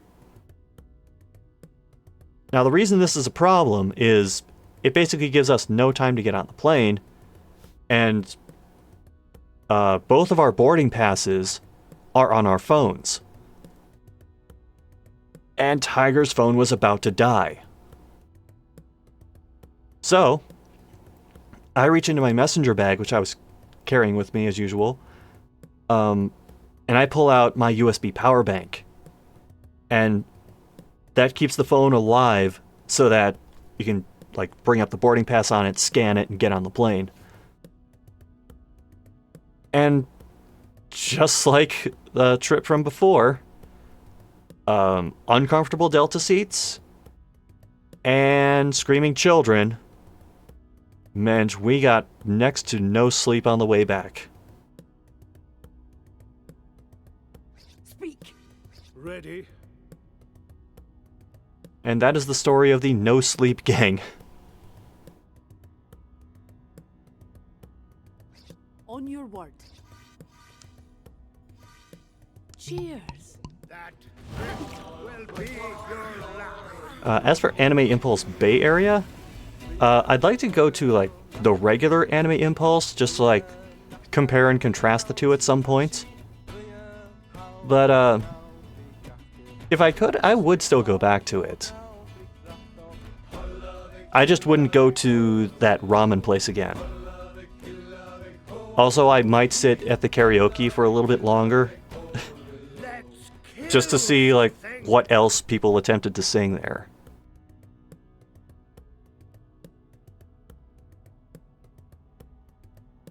Okay, sorry, going back to the VTuber comment. Makes the most sense to me that it lets you interact anonymously without needing to show your personal face or life. This, of course, falls apart when you do start involving both.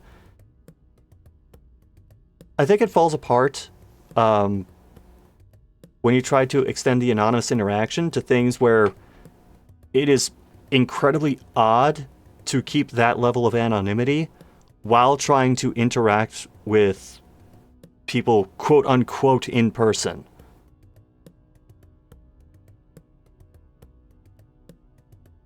Also, a number of the people I know that do the VTubing stuff do not do it for the anonymity at all.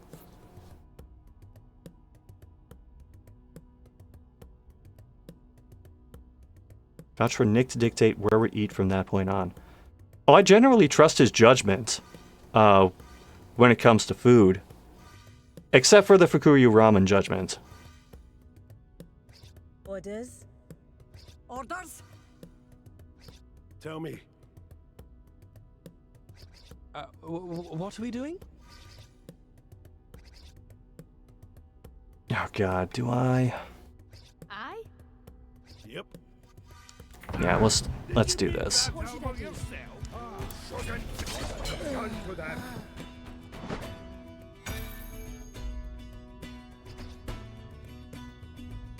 Here. Ready? I suppose. Okay. Aye. Those. Hang on. Head. Pounding. Ready? Orders. Speak. Mama! You need. Well, Get me in eggs. my skin. We should try the sushi place near you. Yeah, if you're in Connecticut, yeah, you'd be pretty close to the sea, and you'd probably get some decent crab out there. You like this. Ironically, you could probably make a decent California roll in Connecticut.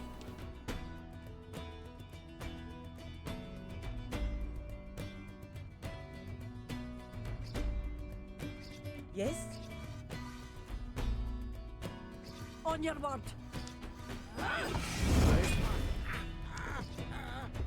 On your word. Actually, we're gonna do this. Good to the last drop. Pathetic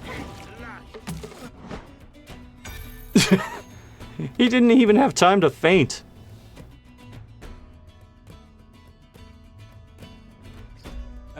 Yes? My head.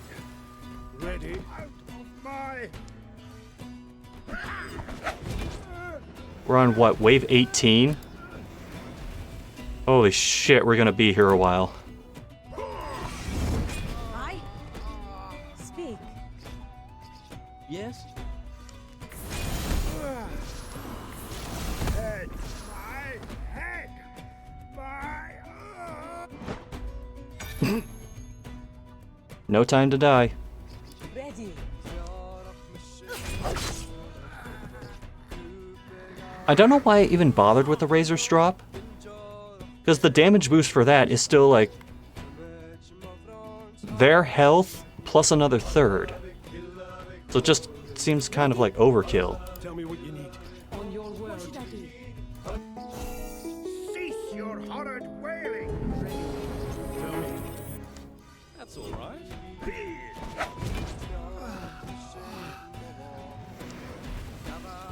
Yeah?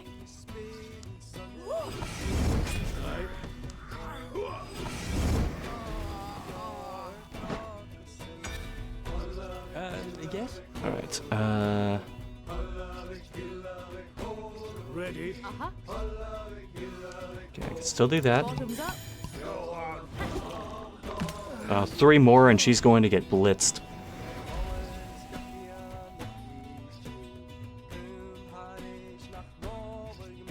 Yes? Ready.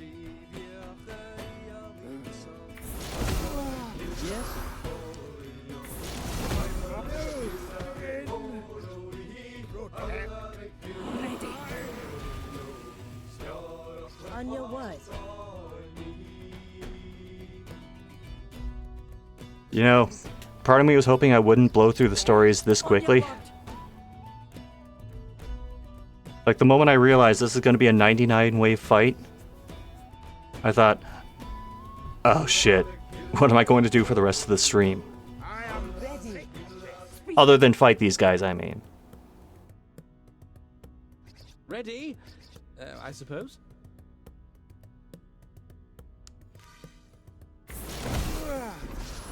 Speak. my head.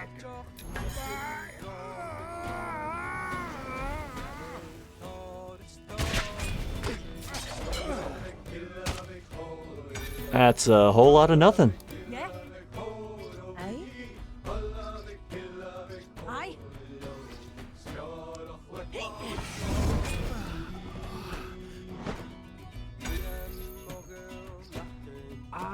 Am I supposed to be doing something? Oh, that got him a spell point. Yep.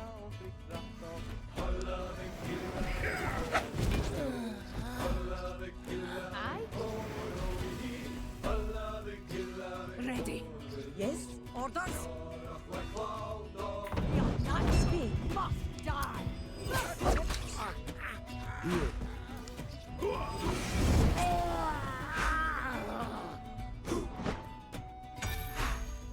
Oh, you gotta die. What are we doing? Here. Not head. Pounding. Hang on.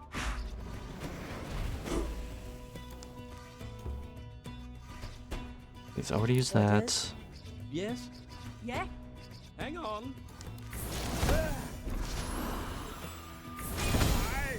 Good crit.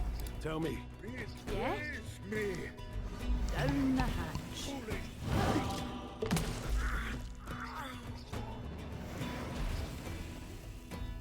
Yep.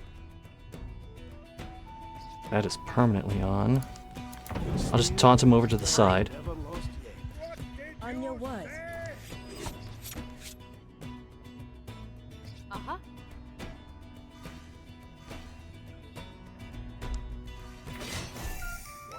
Friction. My strength grows.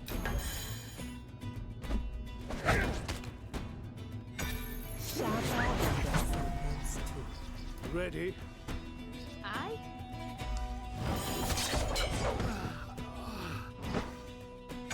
Oh god, she's getting closer and closer to that threshold. Aye.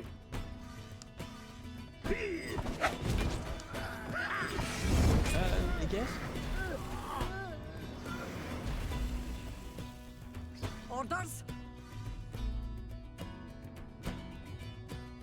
Hmm. Aye? On your word. Oh, good crit. What are we doing? Speak. Tell me what you need. On your word. What should I do? Ready? I suppose. Speak. Ready. Am I supposed to be doing something? Head. Mind me. Protect. Mine. Yes. My head. Get out of my. Here. Ready. Let's just hold off for now.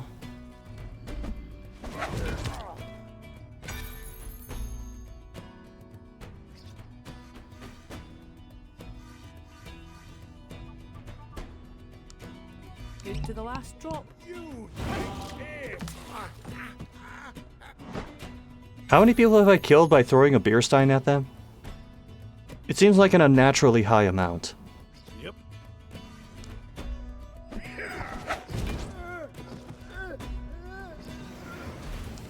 Orders? On your word. On your word. I feel like we're getting into a good pace now. Ready? I suppose. Ready. Ready. On your word. Speak. Ready. Yes?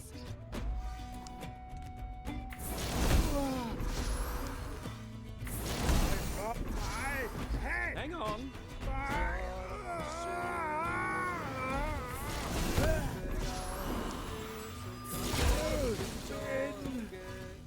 Protect my head. Ready.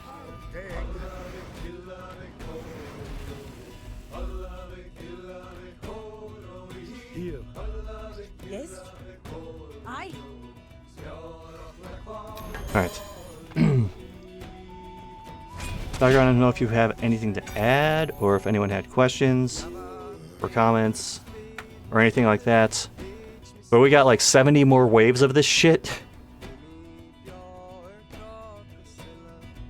Hell, not even about an anime impulse, just anything. Within reason. Uh-huh.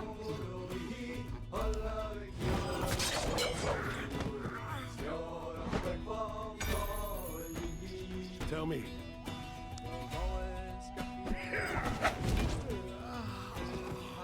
On your word.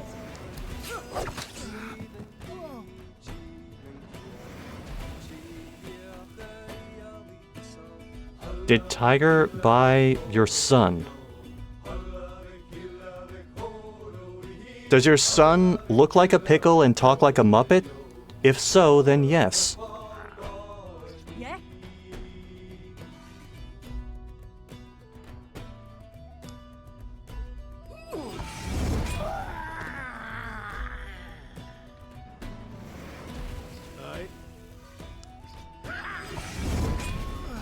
And you rank the previous 30 tier waves in a tier list, one by one. Okay, hold on. I gotta pull up Tier Maker.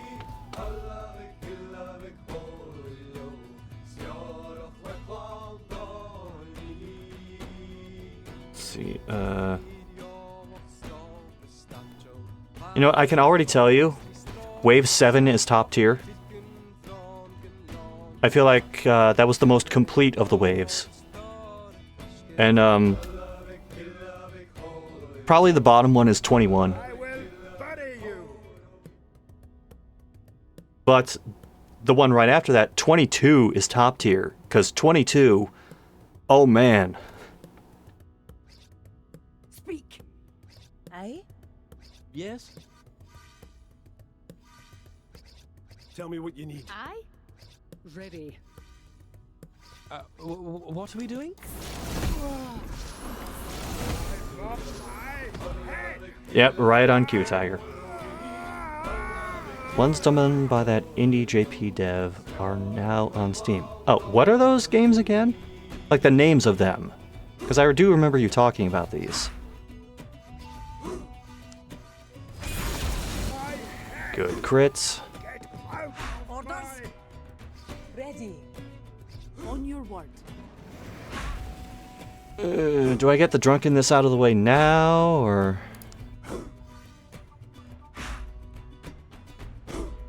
Bottoms up. Pathetic lass. Yeah?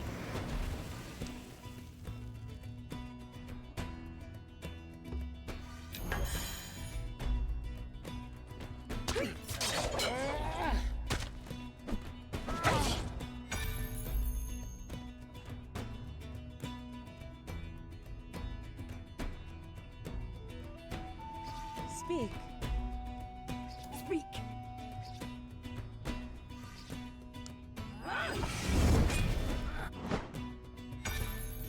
Okay, no casters. A lot of these waves do not have spellcasters in them, which I am quite okay with. Yes? Here. Here.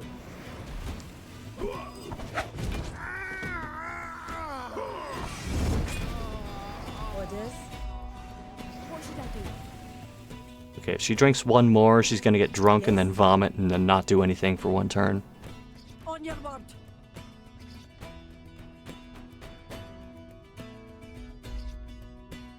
Tell me what you need. Yeah?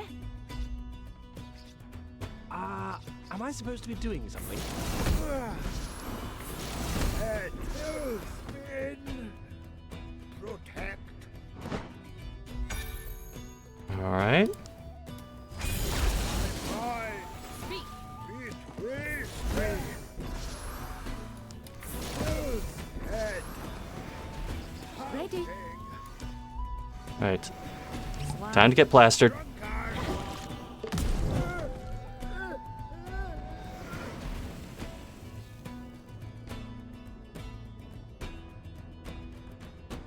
Speak.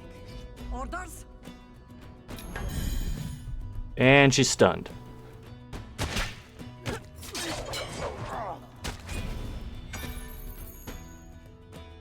Yeah? Yeah, she's not gonna do anything. Orders. Ready. No luck with the crits on that armor breaker. Ready. Yep.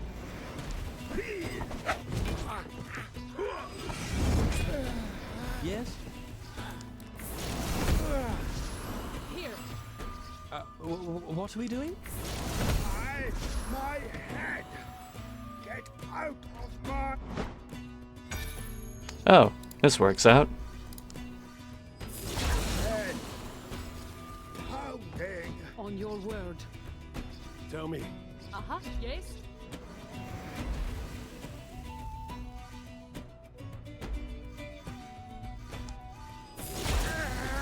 Use my head.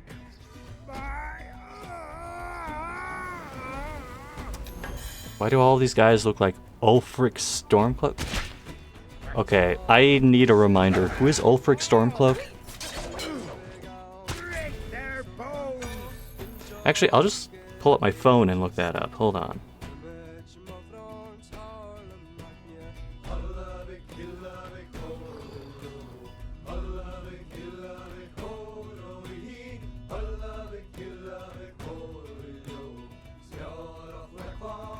Elder Scrolls, of course. Oh! You know what? I can kind of see that. This bores me.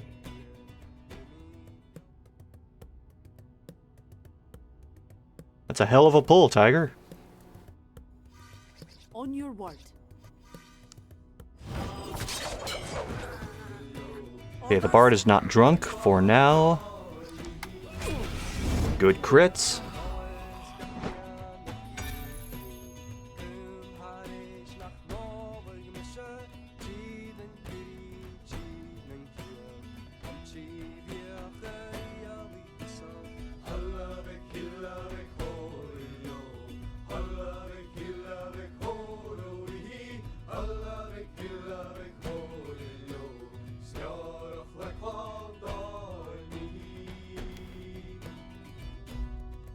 Oh boy, we got 2 casters now.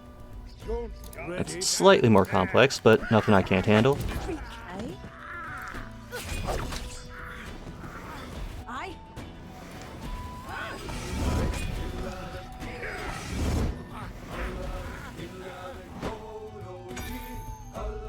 God, we're only at wave 34.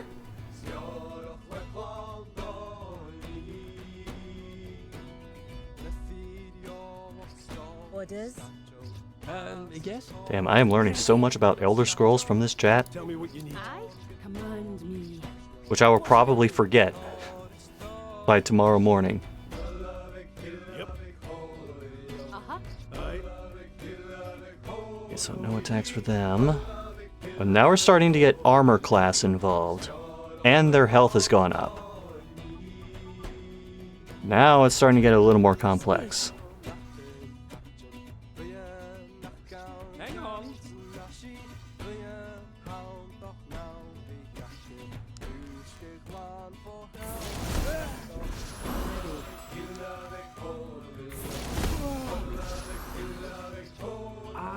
Am I supposed to be doing something? Up my head. Get out of my...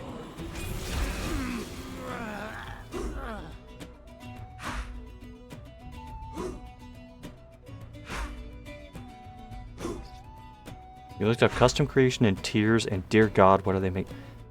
I've only seen like a couple videos about the weird shit that people are making in that game. And that was more than enough for me. I'll probably still play the game eventually, but I don't have any plans to now. Passing us by. Probably because I'm not as interested in it as I am other Zelda games, but also because I just have too much shit to do right now. On your word. Here. Yeah? Ready. Ready? I suppose. Come on. There it is. Head. My... What should I do? Yes? On your word. Let's do that just in case.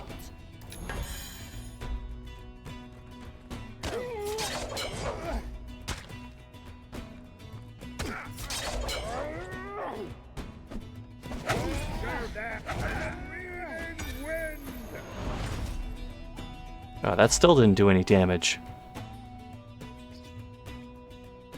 Aye? Speak. On your word.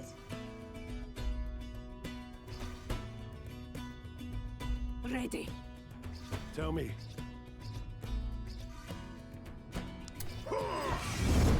Yes! Ready.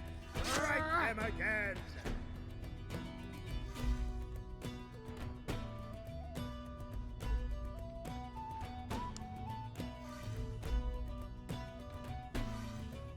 Maybe I'll do Dwarven Stout.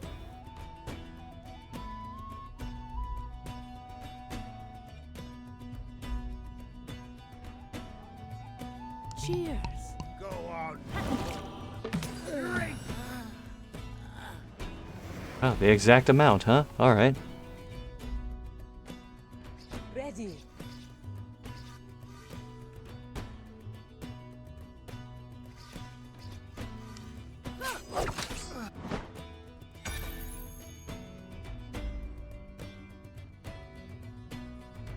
Well, definitely want to get this guy out of the way.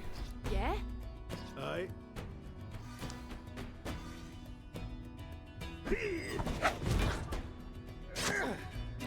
Good. I was worried he would just get hit by this guy and then attack her.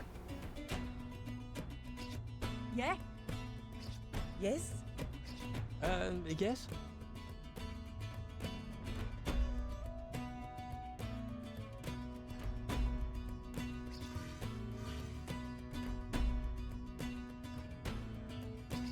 Speak. I will send you to your god. Am I supposed to be doing something?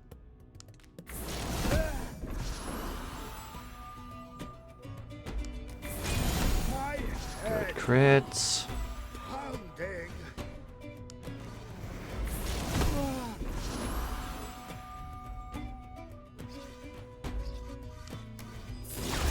Yes? My head Aye? pounding. Here. Orders? Yeah, I'm not going to be able to proceed through this as quickly On your word. as the earlier waves. Yep. But I think I can still get Tell me. into a good mood for this. On your word.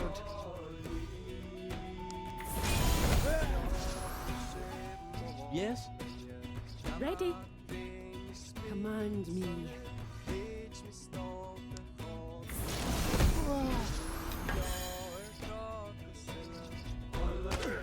Just like he regens 2, she regens 1. On your word. Ready? I suppose. My head. Ah, hell no. Here. Ready.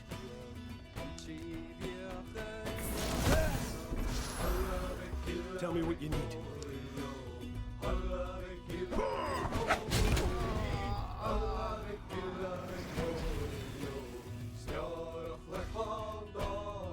On your word.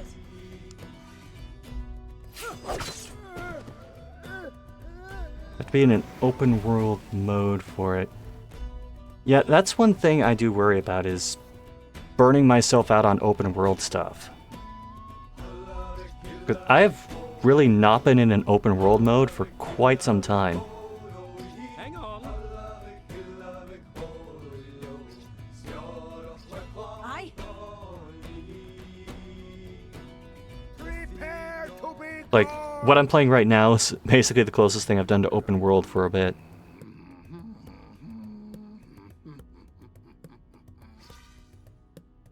Speak. Speak. What are we doing? Ready.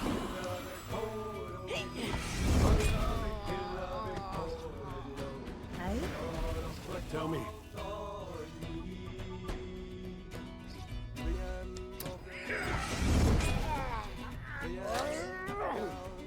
Uh-huh. On your word.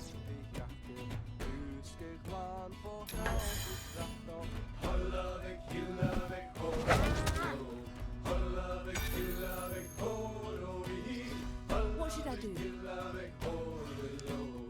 Good to the last drop. I just realized I haven't done this yet.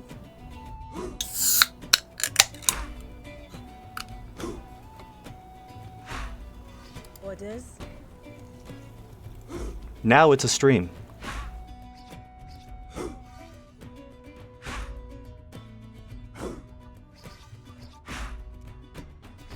Aye.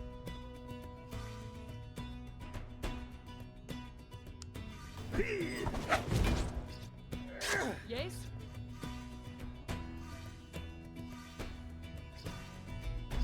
Yes?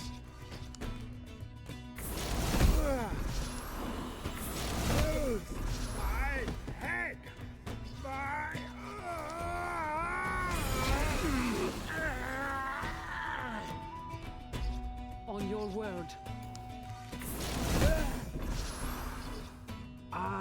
Am I supposed to be doing something? Yes? Speak.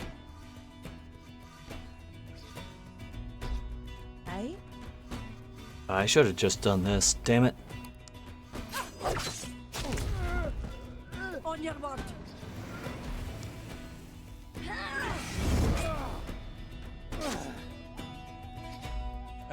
Yes? Mine. Here. Betrays me. No. Ready. You Yeah? cursed them. Aye?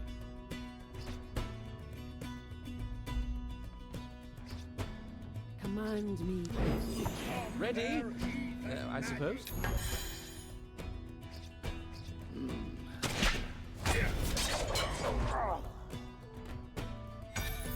Good work.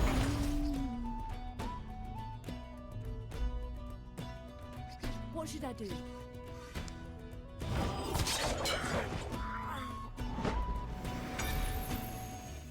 Ready?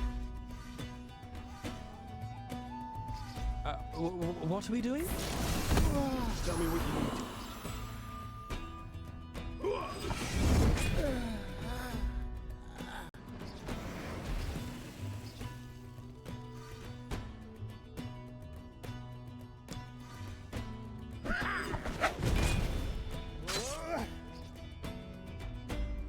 Ready?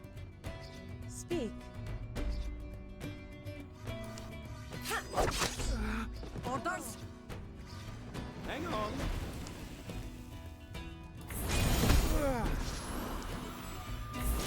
My head pounding. Yes? Ready? I suppose. Yep. I'm gonna beat you like an anvil. On your word. Here and ready.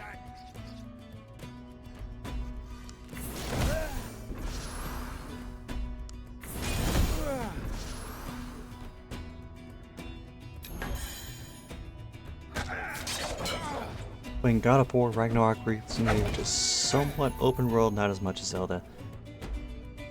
Yeah, that's another thing that I need to get to at some point. Although I need to have a PS5 to do that properly. And apparently those exist now? Aye? Aye. I mean, there are other things, like bug snacks I could do for PS5. A lot of the things that I would play on PS5 are just things that's like I already have on PS4 that could maybe play smoother.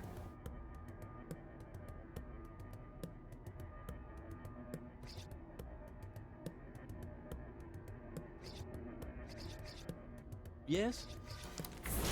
My news. Get into open world easier than roguelikes. For me, it depends on how aggressively roguelike the roguelike is. If it's on like the lighter side of roguelike elements, I'm usually more likely to like it. Speak. But if it's like full-on roguelike where you can get some seeds that are just like damn near impossible to do anything with, then that gets really annoying. I am weary of waiting.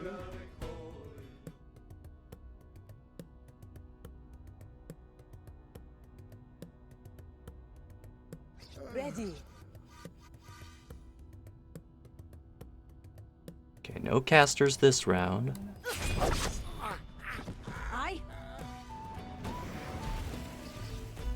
Here. Here. Yes? Ready?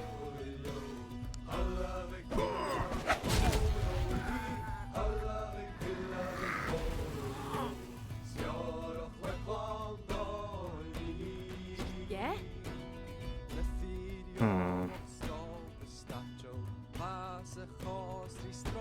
Yeah?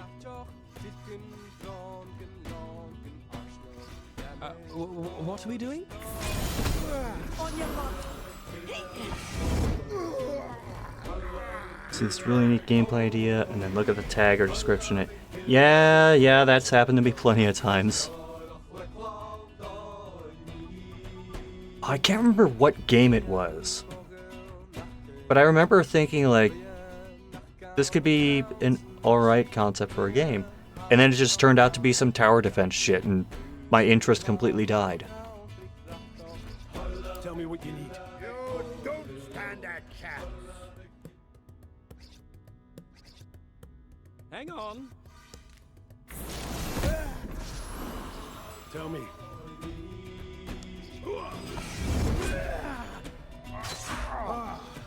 What have you done Orders? for that?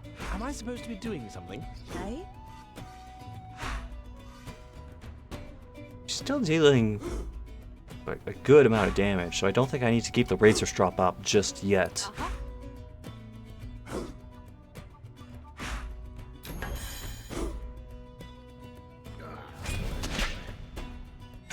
Good job. Yep. What should I do? Bottoms up. Foolish.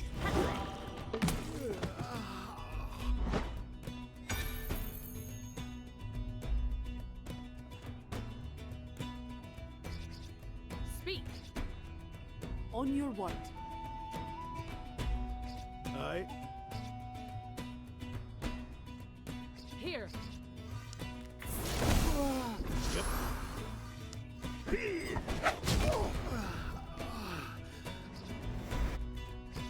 Speak.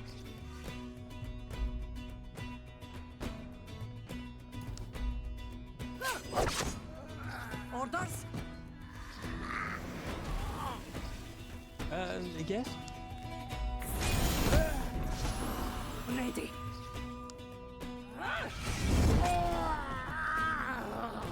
Yes?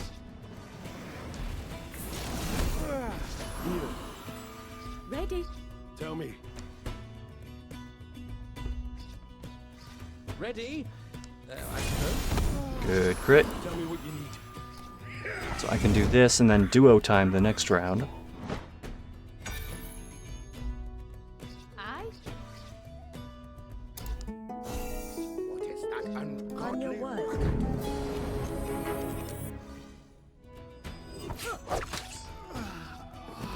Ready? On your word.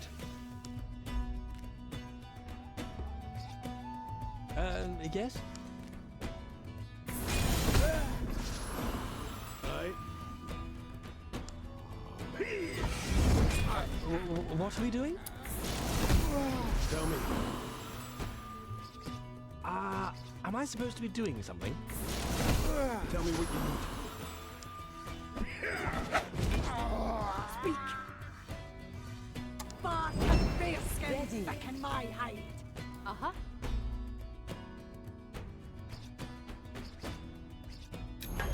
That should be fine.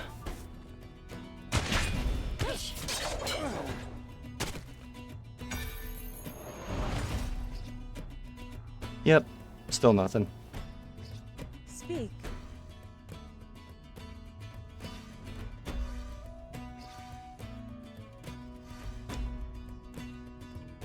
Just do that.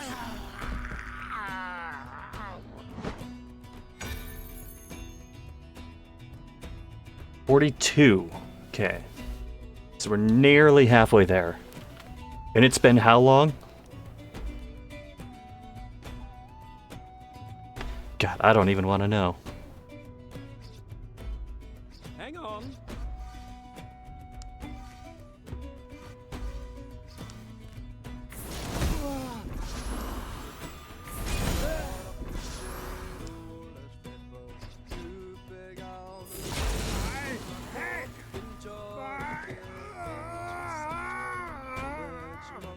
Oh my god, he's got the twitchy legs. 2 hours 17? Oh my god, we're gonna be here a while.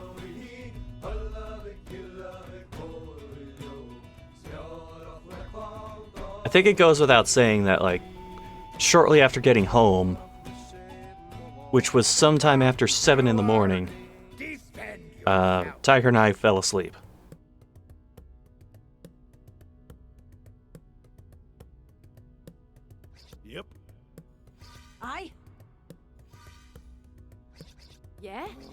Here. Command me. Ready.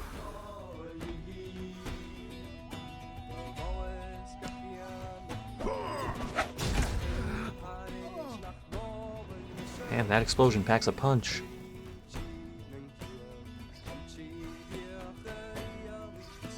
Orders? On your way. Yes? Uh-huh. Here. Ah, excuse me. Yeah? I will not be insulted. Yes, you will. Ready.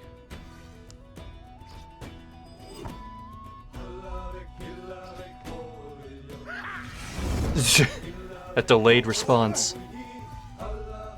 Ready. Aye? Am I supposed to be doing something? Ready. We'll just play this out. Oh, you asshole. Tell me. Or should I say, you little fuck!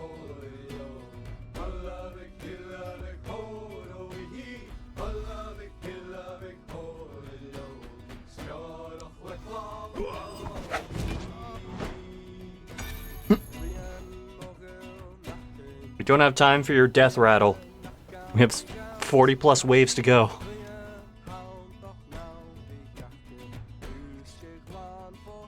On your word.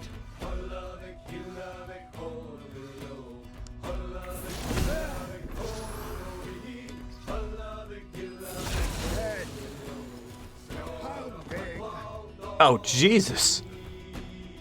Green Lady, what was that? That was overkill. Yes? On your word. Tell me what you need. On your word. Yeah? Orders? What are we doing? Speak. Orders? Hang on.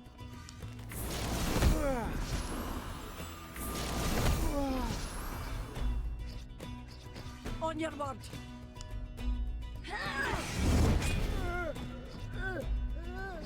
Ready. Yep.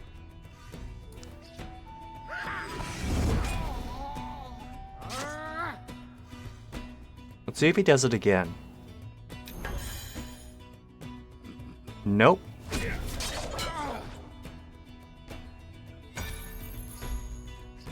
Aye?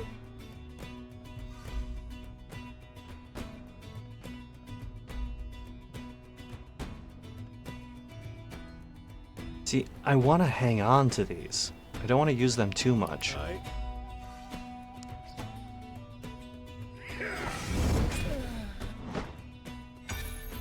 Okay, no casters. That's encouraging. Yes? Tell me what you need.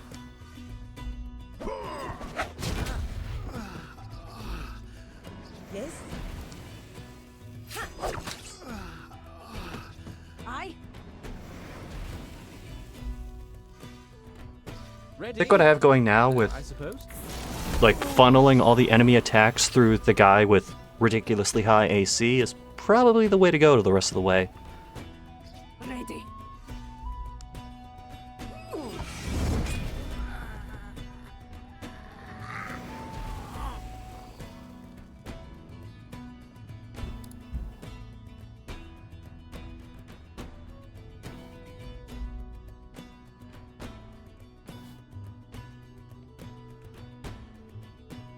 Tell me. Okay, I don't have that anymore. Yes?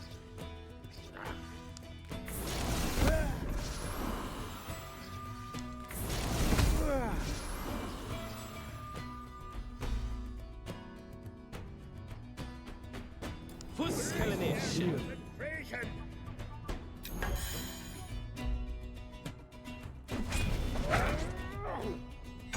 Fusskalanish. Yes?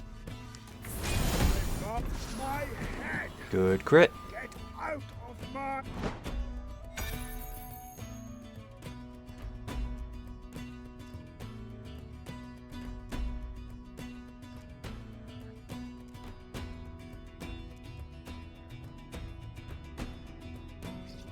Ready.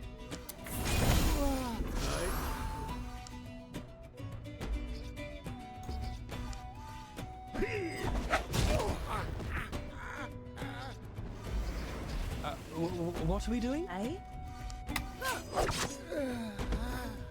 Yeah? Ready? Getting to the point where I'm just gonna have to start speeding through this, otherwise we're gonna be here all night.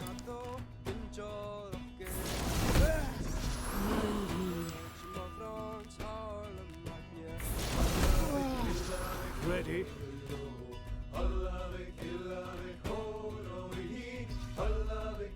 Speak. I should have done this the other way around.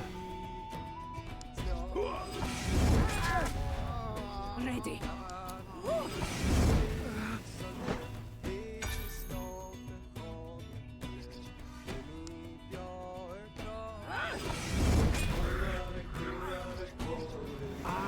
Am I supposed to be doing something?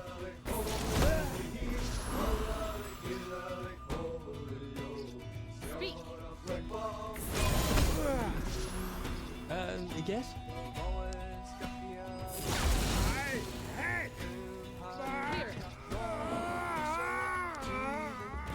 Ready? On your word.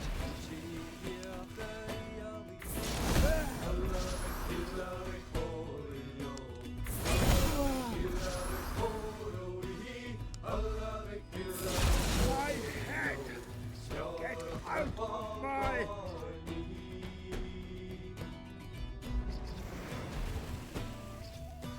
Do not allow them to touch.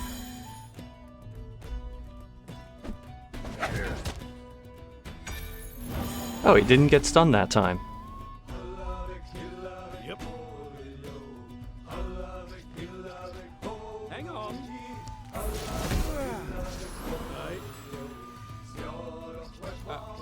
What are we doing? What should I do? Down the hatch.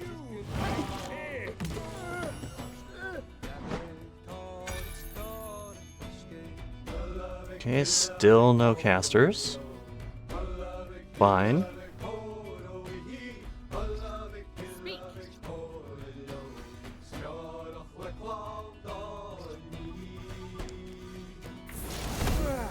Tell me what you need. Ready. Ready? I suppose.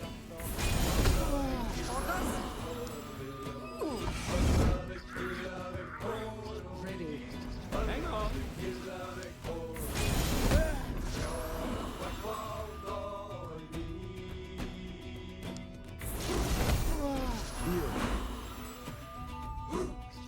On your word. Yep.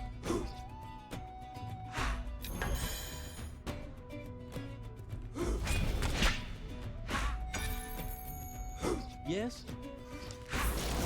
Top head. Pounding. 48. We're almost halfway there. Orders.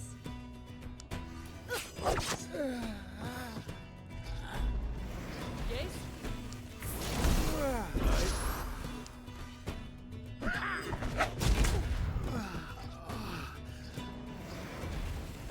Yes?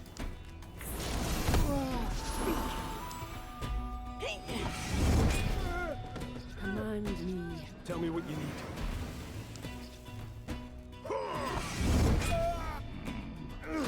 Ah, what happened? On your word. Aye.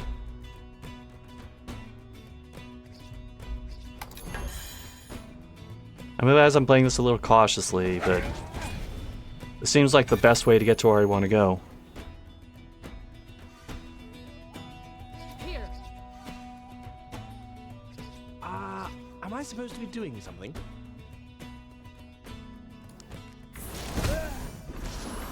Use my head.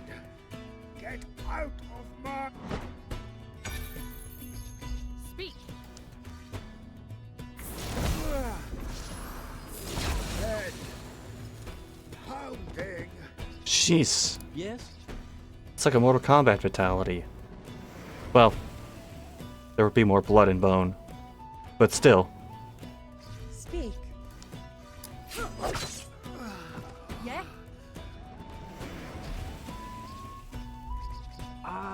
Am I supposed to be doing something?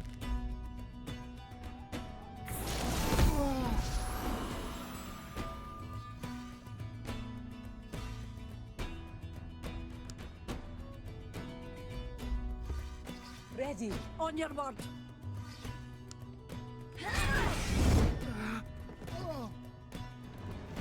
Ready. Yes? Here.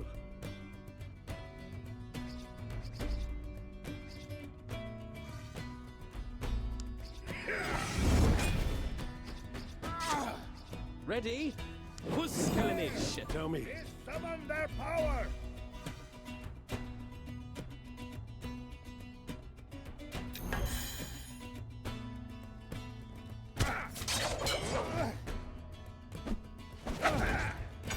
Who's killing it? Shit. Aye?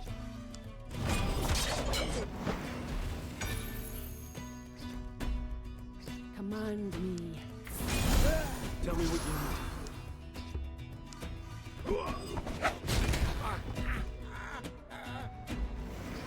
Orders. Hang on.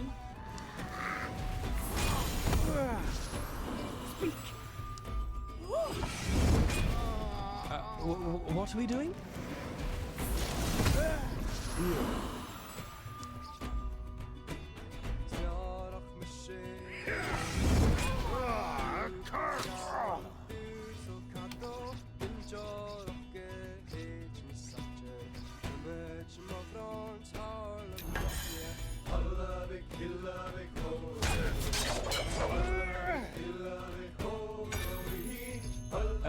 Yes?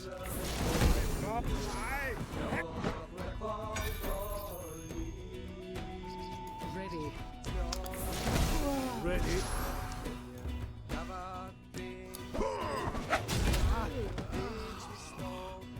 Ready? I Aye. suppose. Yes?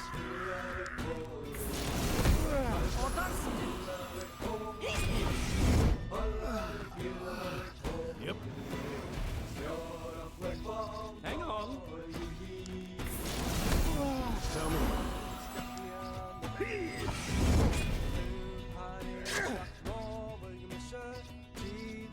Yes? Who's killing it? Shit. Magic.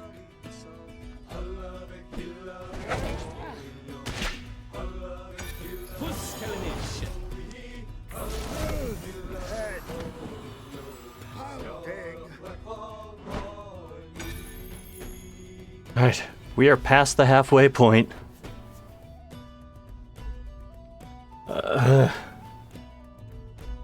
Jeez, what did I agree to?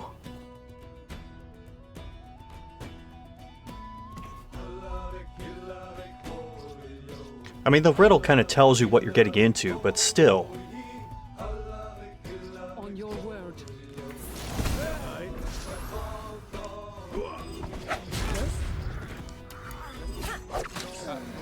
What are we doing?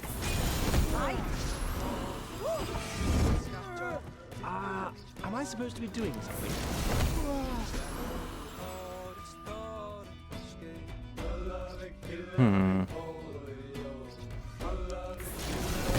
Ready.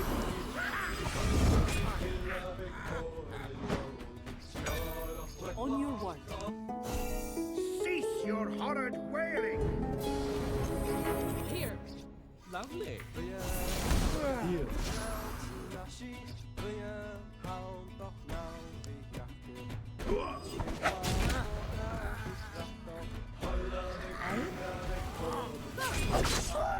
Ready? I suppose.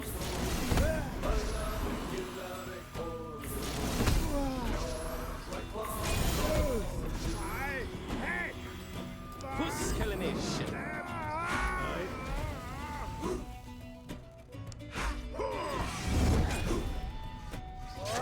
No! You cursed them!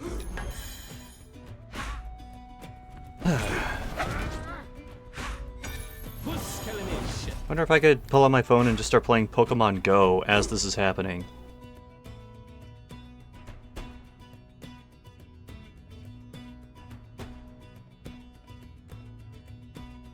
Oh, wow. So, I pulled out my phone, and I see a message from YouTube. They have age-restricted one of my videos. I will drink your blood. Can you guess what video it is?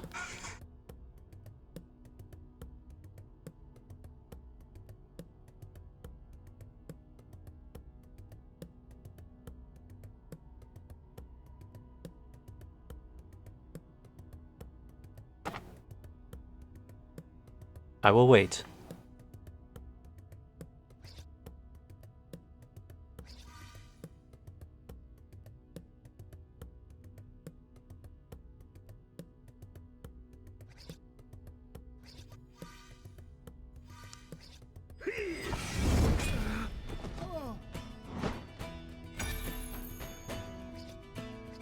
Yes? Yep. Command me. My head! Tell me what you need. Get out of my... You know what, Tiger? Was my response to seeing this. Yeah? Tell me. One of the creepypasta readings from the marathon. Oh no! Older.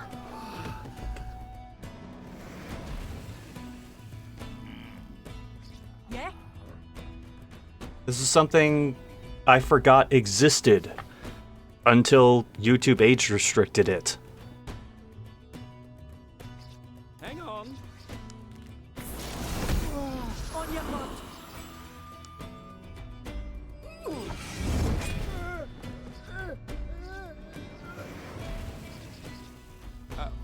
What are we doing? Speak.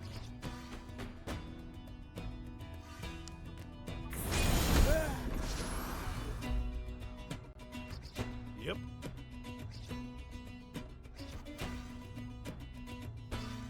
On your word. Am I supposed to be doing something?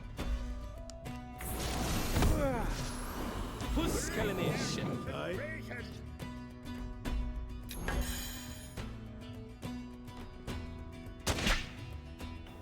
How about this, guys? I will give you a hint. Puskelination. I will tell you how old the video is.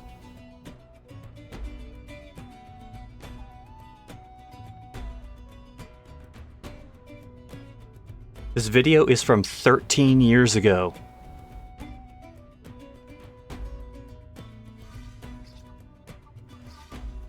Yes? Up my head! Get out of my...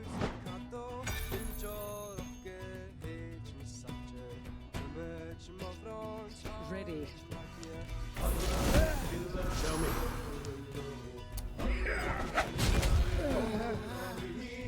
Yes? Speak. Ready. What are we doing? Yeah?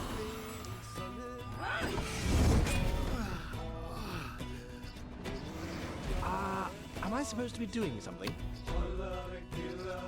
Speak. Ready?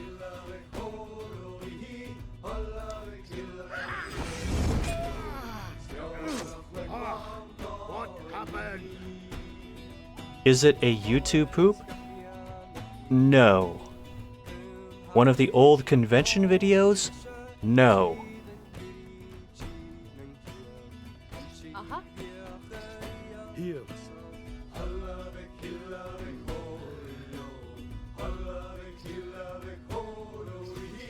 Ready? I suppose. Puskelnish.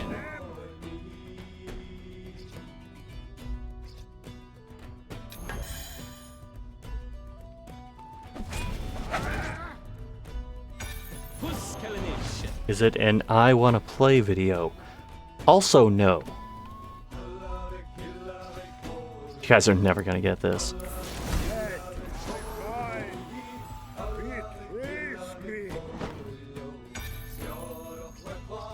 Here.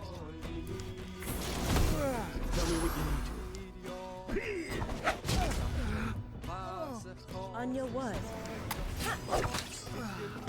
Yes?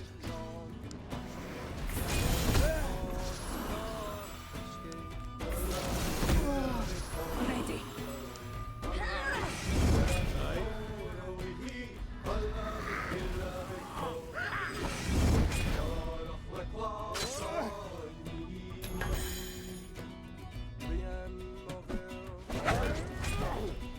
You know, should I just say it? Because it's such a random thing that I don't think there's any way any of you are going to guess it. Hang on.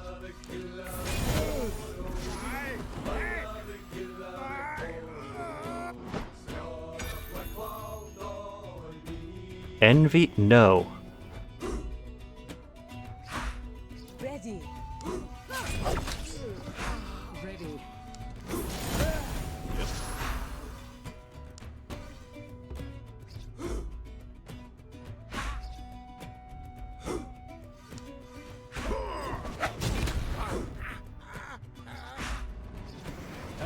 Guess?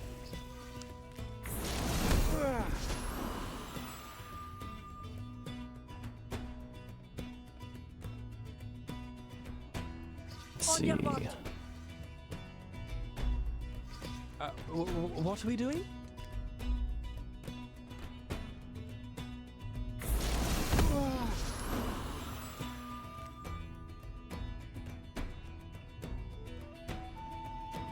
Something you'll never see? No. May as well don't remember all the vids you did back then. Alright, one sec. I.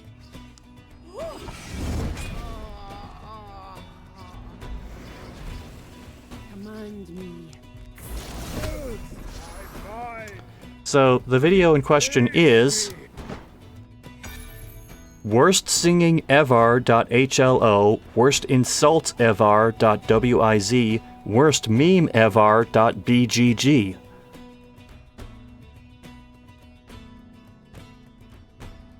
Tell me what you need. On your word.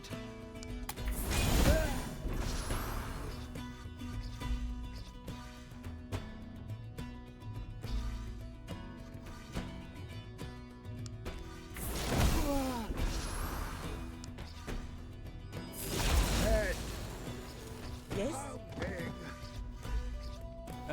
Guess?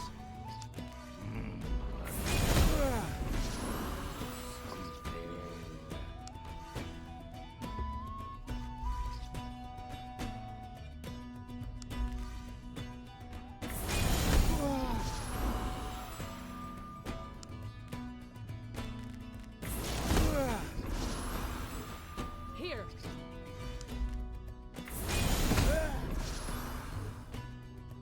Ready? I suppose.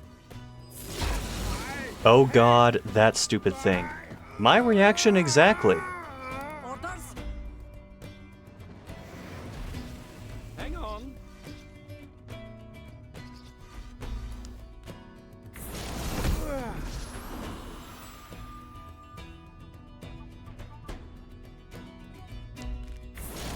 My head. Puskelnish. Ready? Magic.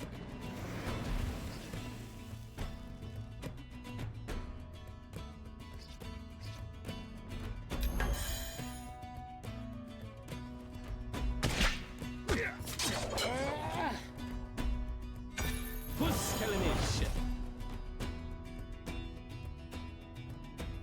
You know, the funny thing is, I'm looking back at the video, just like the early parts of it, and I thought it was going to be a case where like someone dropped an F-bomb in the first 7 seconds or so. But that wasn't the case. So I don't know what age restricted it, and I'm not going to watch the rest of the video to find out.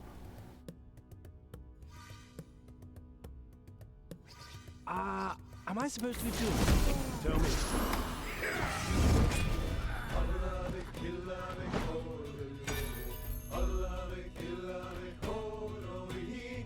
You are... Oh, I know you are, Tiger. The age restricted for the insulting nature of the title. I mean... I wouldn't think so? Because I've seen way more insulting titles that didn't get age restricted. Then again, YouTube is not exactly the model of consistency.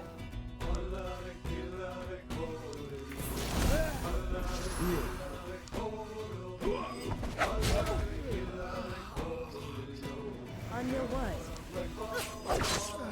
Yes? I.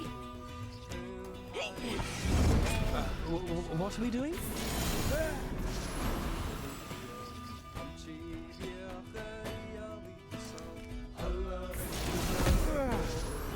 Yes. Yes? Puss me shit.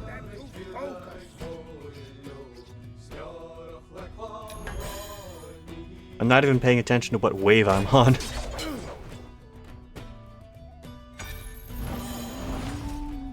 Puss me shit. Am I supposed to be doing something? See, we're on 60. 2 spellcasters. Oh. Trying to make it a little interesting. Ready? Yeah. Or I could just have one of my characters bulldoze one of them instantly. Yes?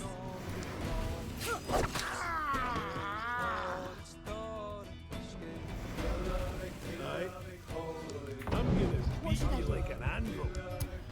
Curse them.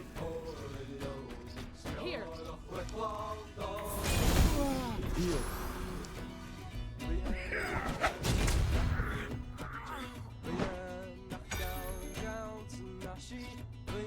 Hang on.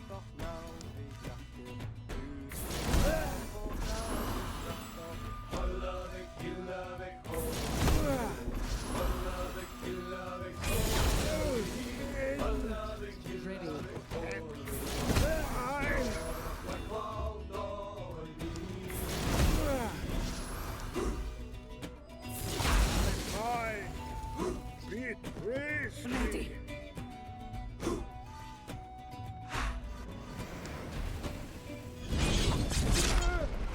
I guess?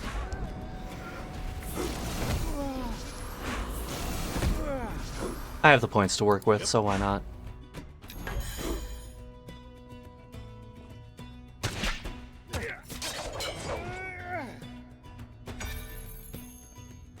I'm just impressed when they do that and don't get stunned. Aye? Ready? I suppose. Head. My head. Get out of my...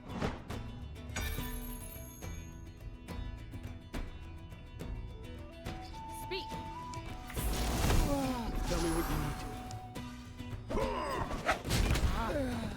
Orders? Yes? Orders. Oh, she got a crit on that, so it refreshed instantly. Nice.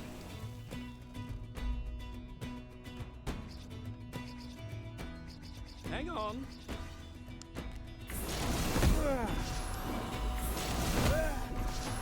Puss me shit. Tell me.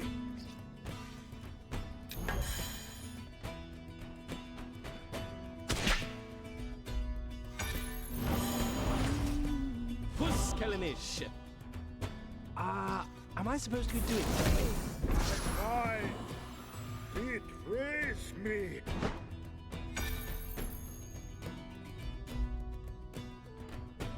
Alright. Only what? 26 more waves to go? Yes? He's got a bit of a system going. Ready. And I'm not even using some of my strongest attacks. Speak. Ready? I suppose. On your word. Yep. On your word.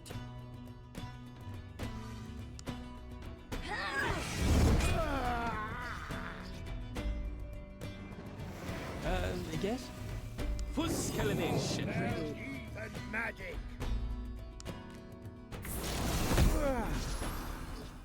Ready?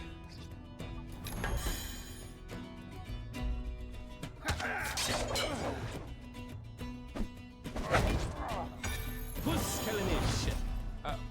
What are we doing?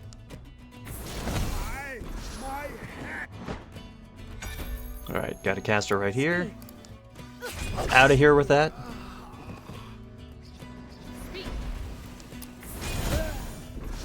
Here.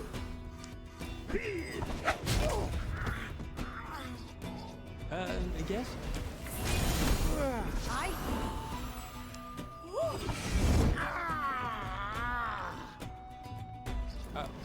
What are we doing?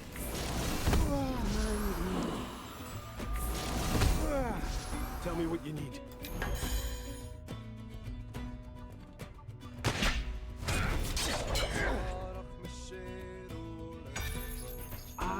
Am I supposed to be doing something? Okay, was that the Nintendo wave? Protect. Yep, that was wave 64. We're on 65. Ready. Here.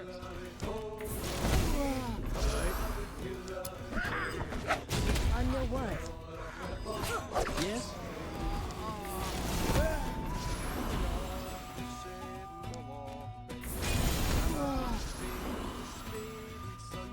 Tell me what you need.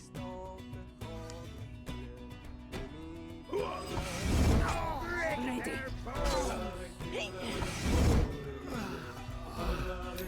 I'm waiting for it to ramp up again.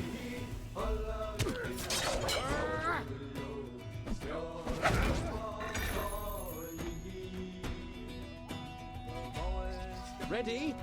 I suppose.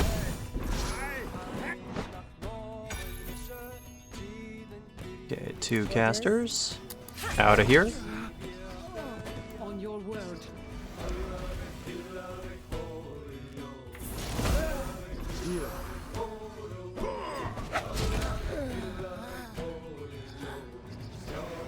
Hang on. Orders. Tell me.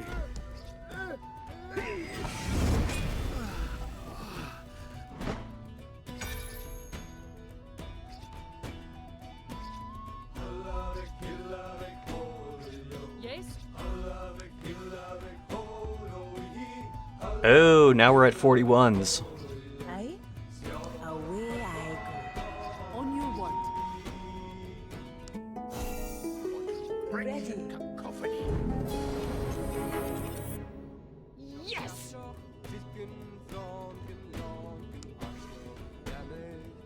Oh my god, really?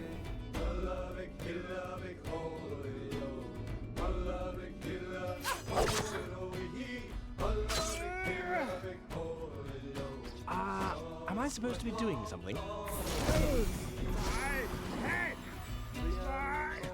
Command me. Ready? Ready? I suppose.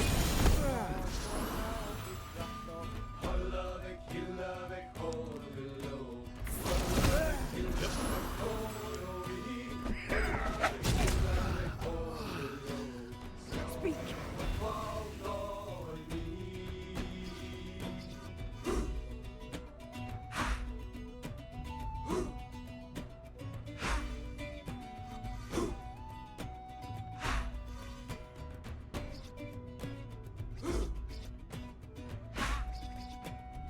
your word. Hold on, that is 12. So I bring it down to 29. And that's still not enough. Let's do this. Hang on. Speak.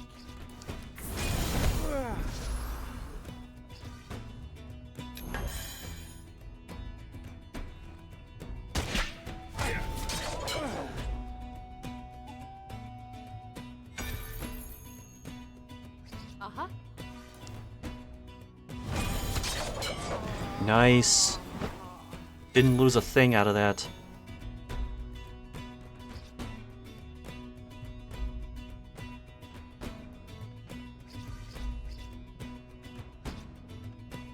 Yes?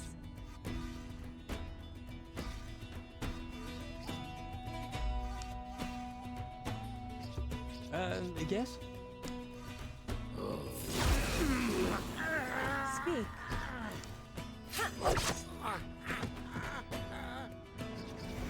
Ready.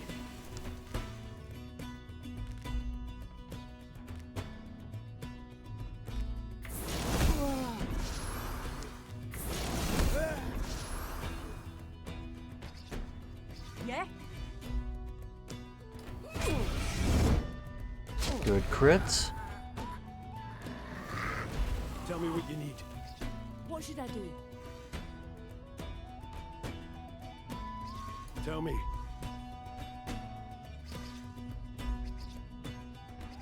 Yes?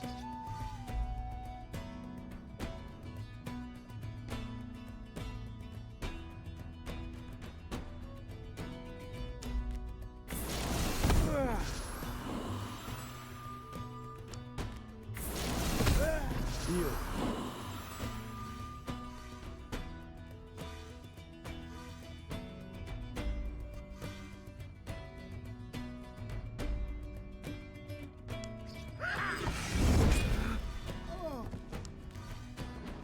Come on, you tinkers.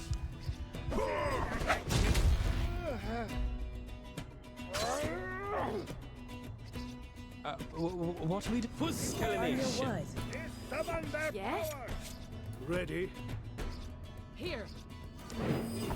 Aye. Okay.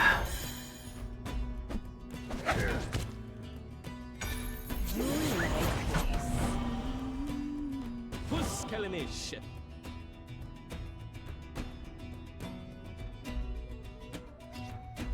Yes?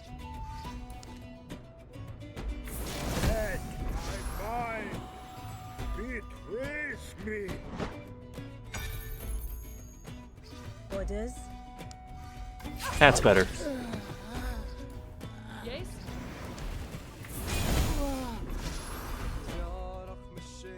Yep.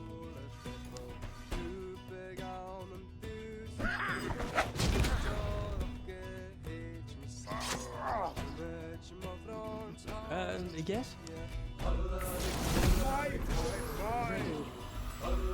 Betrays me.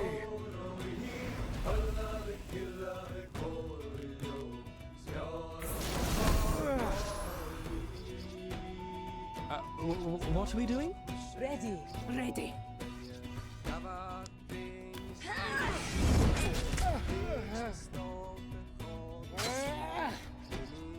Ready? I suppose. My head.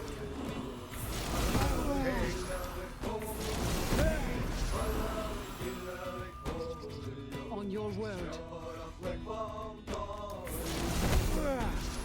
Hang on. Fuss Kelenish. Summon their power. That stupid what thing? Oh. I was talking about a video of mine that just got age restricted by YouTube, which was uploaded 13 years ago. And it was one of those dumb one-off things that we did as a group back in the day.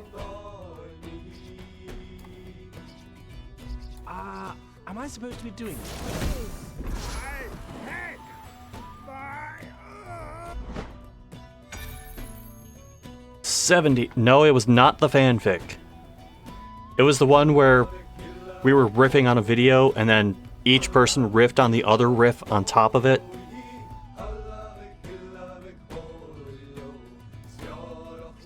Ready? Speak. Ready? I suppose.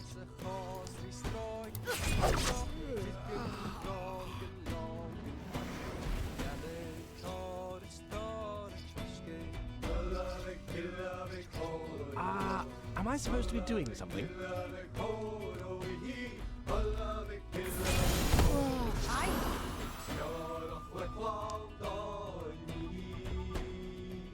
Command me. Tell me.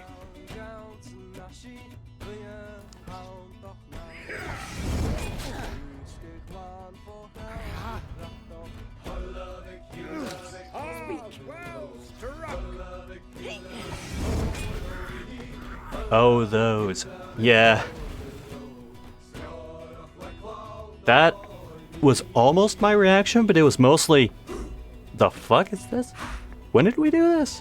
What is this? Tell me what you need.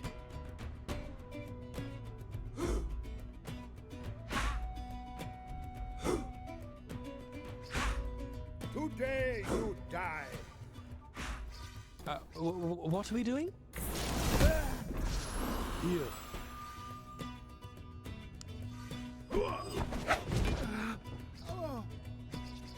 Yes? Who's telling me shit? Do not allow them to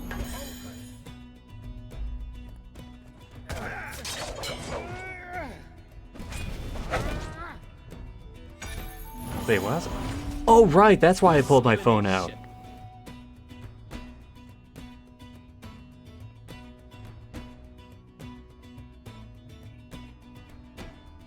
Guess I got completely sidetracked and forgot what I was doing. Yes? Mop head.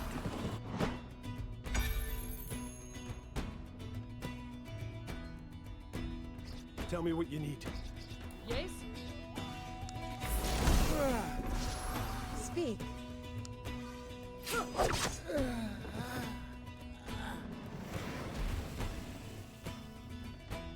Oh, someone named Tiger Uchimaru sent me a gift on Pokemon Go.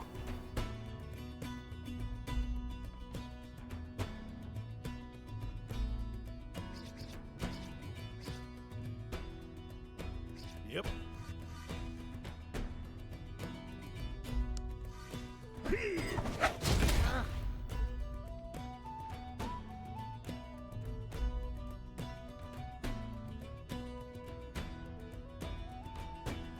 Hang on. My head. My.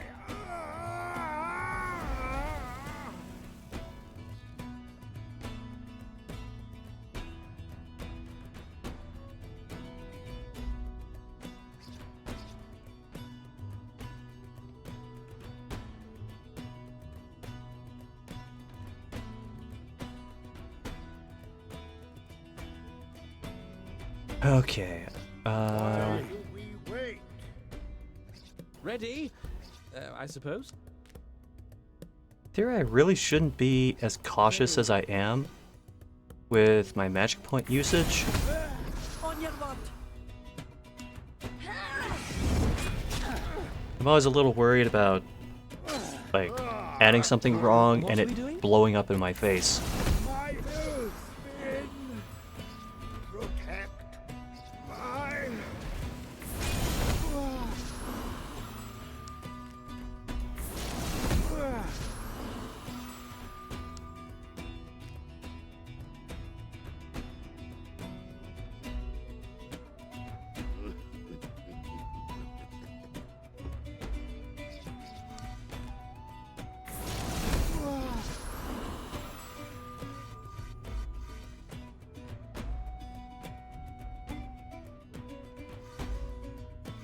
Who's telling me shit? Command me. Ready?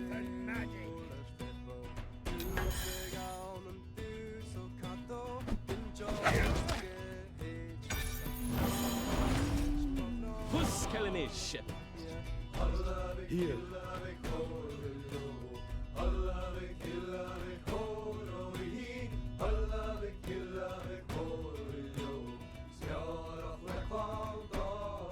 Hang on.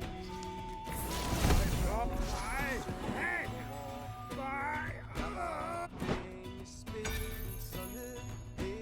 I'm seeing double. 4 copies. On your word.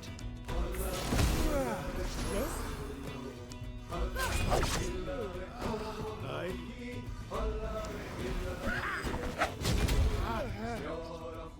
Yes?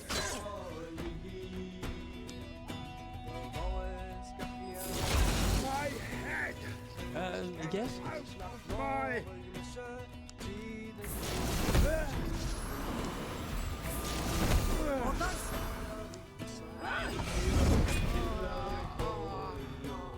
Ready? Here.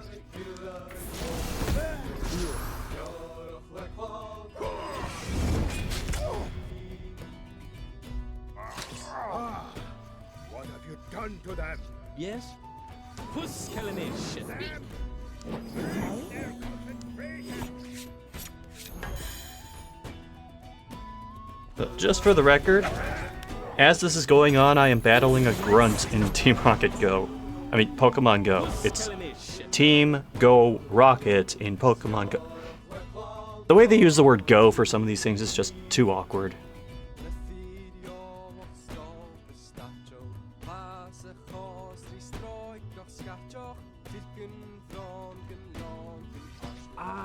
Am I supposed to be doing My. It is me.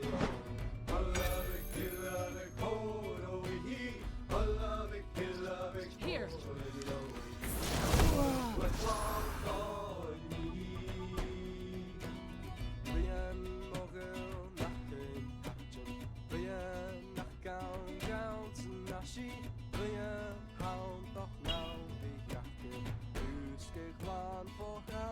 On your what?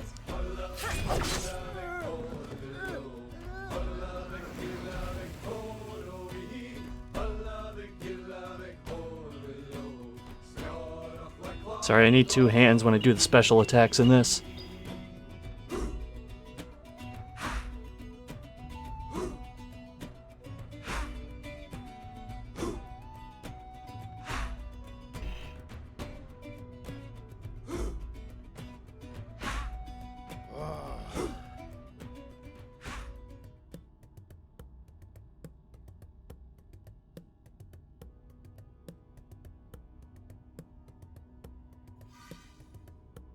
Go Gadget Pokeball? You know how much I would love to see Inspector Gadget as a Pokemon trainer?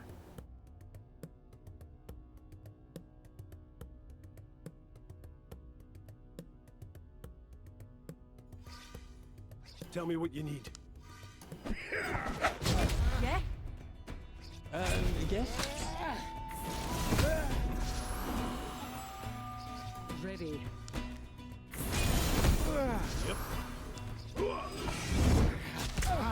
Aye?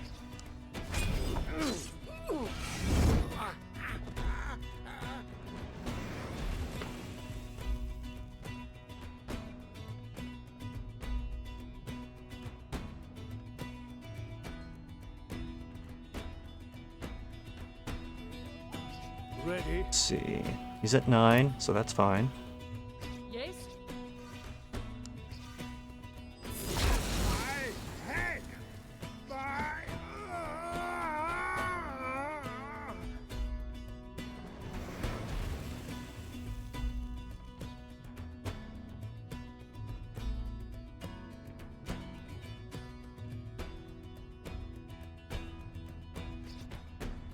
Let's see. Are we gonna keep him as is? Yeah.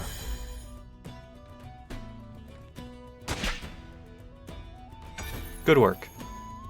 Am I supposed to be doing Go Gadget, unidentifiable brown sauce. I'm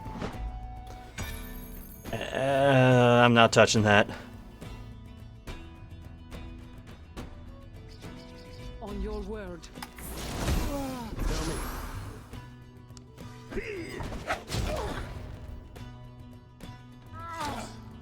Speak. Head. Ready. Pounding. Hang on.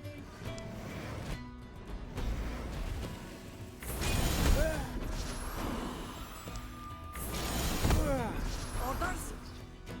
Excellent. Double crits. What are we doing? Aye.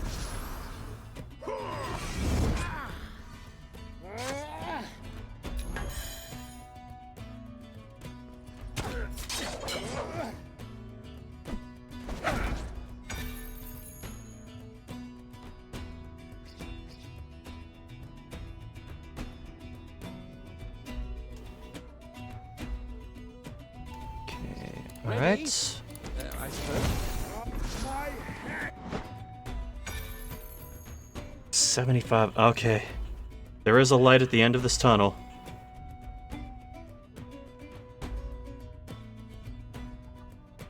Command me.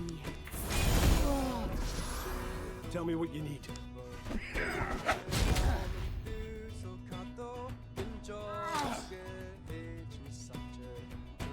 Yes? Orders. Yes?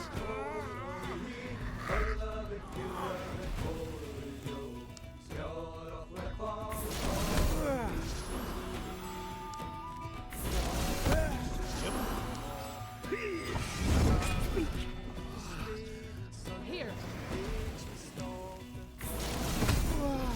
Yeah.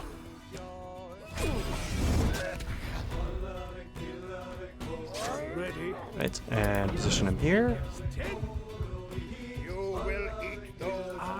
Am I supposed to Speak. And we're good.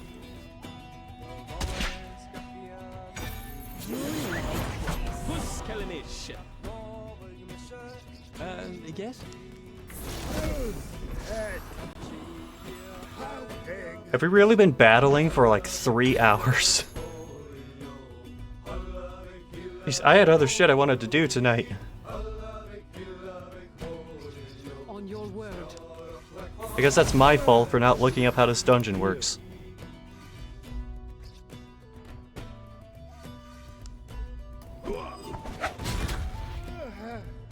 Command me.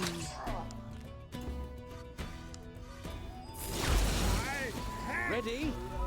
I suppose. Yes. Hang on.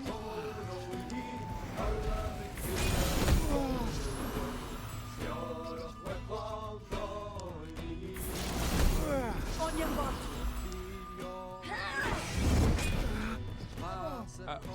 What are we doing? Aye.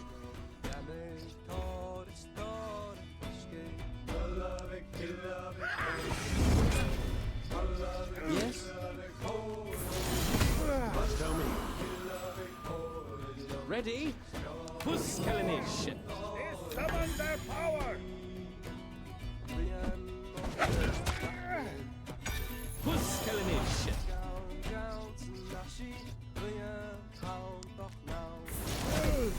My head.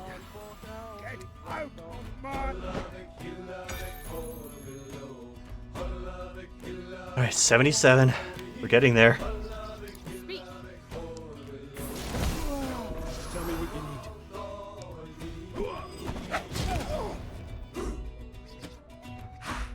Ready. Try. Please Speak. me. Hang on.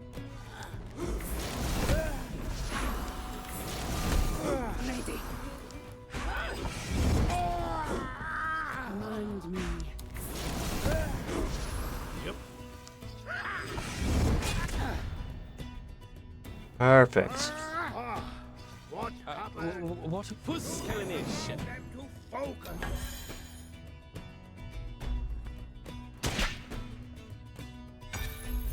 Meanwhile, on Pokemon Go, absolutely nothing is happening. Head. My head. Get out of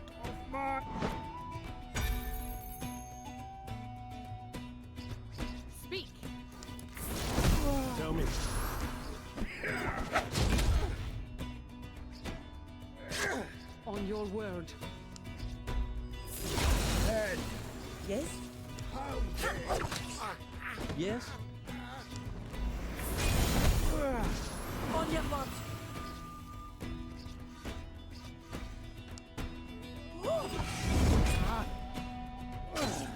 Yes? Curse. I'm up my head. My... Here. Ready?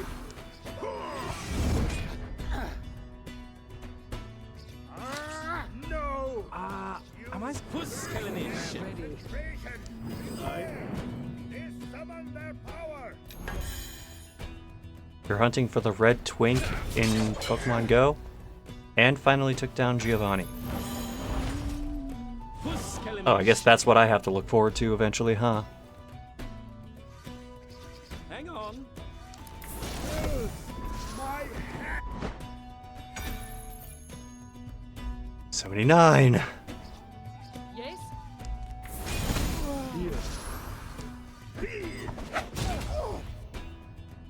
Ready.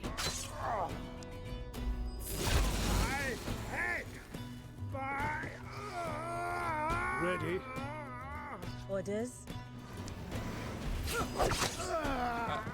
What are we doing?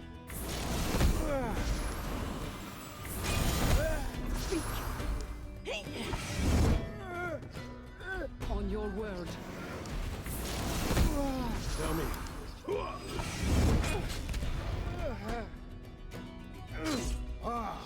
Yes? You've done to them.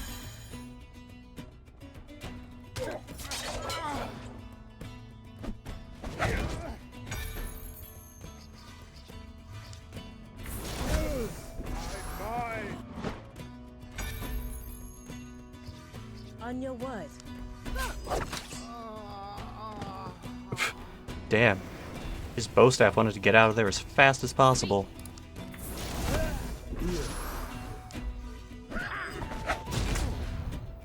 Command me. Head. Pounding. Am I supposed to be doing something?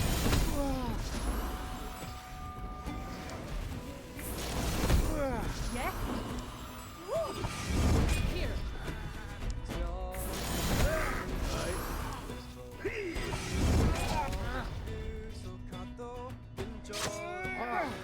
What happened?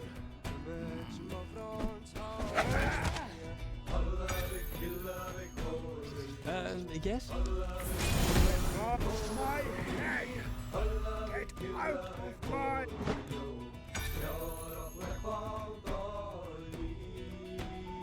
Less than 20 to go. Yes? Tell me what you need. Command me. Head. Ready? I suppose. Aye? Ready.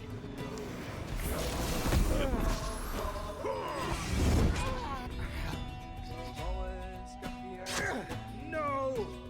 You cursed them!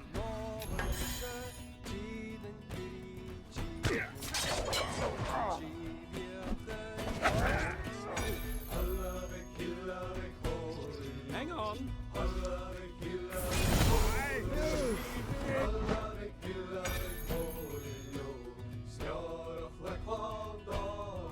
I see.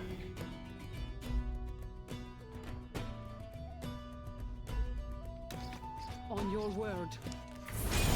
Tell me what you need. Here. My head! Get out of my...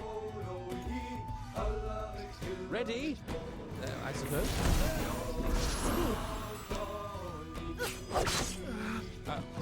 What are we doing? Speak.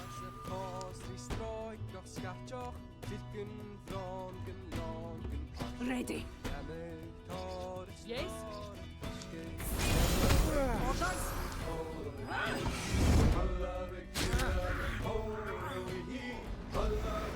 Speak.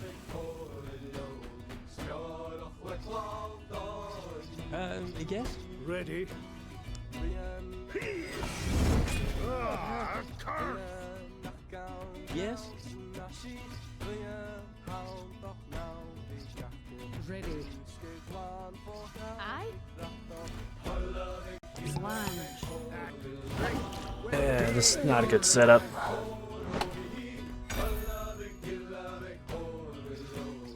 Here.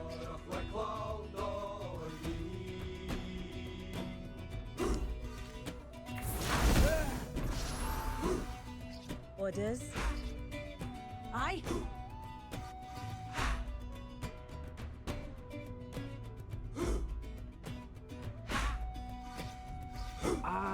Am I supposed to be doing something? Here. Yes?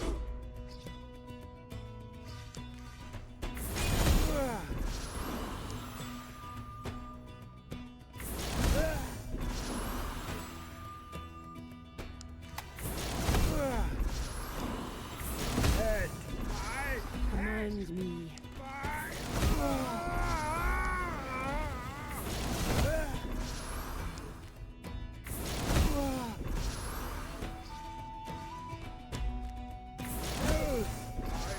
Orders?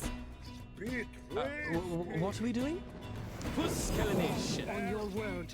Magic. On your word. Yep. Good steel and a good arm What is should I never do? lost yet. Run for them.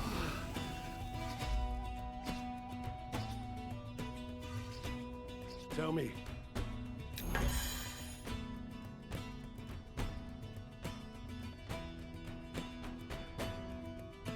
Took him a moment to realize it was his turn. Fusskelenish. Oh, you asshole. Hold on. Am I supposed to be doing something?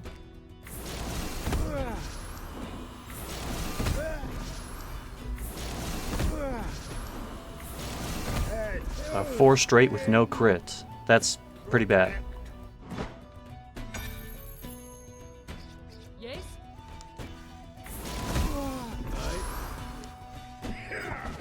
On your word. Hang on. Speak. Mine. Ready? Betrays me. Yeah? Aye? Yes? Yes?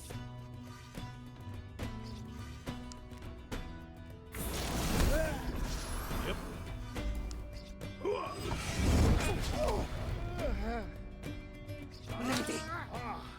What happened? On your word. On your word.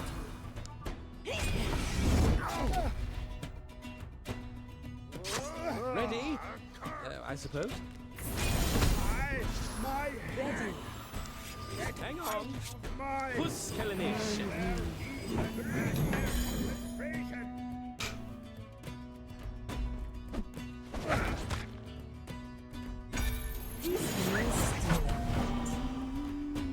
Fusskelenish.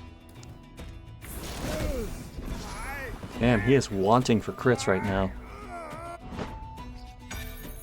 85. Here. Tell me.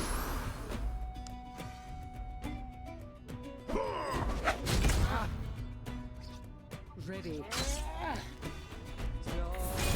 Drop my head. Yes? Get out of my Ready? I suppose.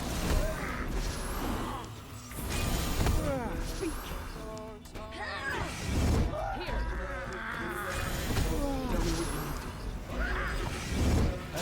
Yes? Command me. Fusskelenish. Aye.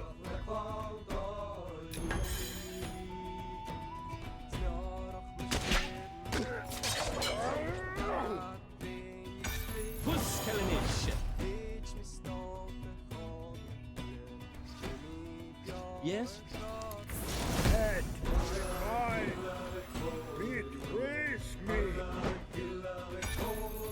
We're getting there. It probably ramps up again at 90, Speak. which is why I'm kind of bracing myself.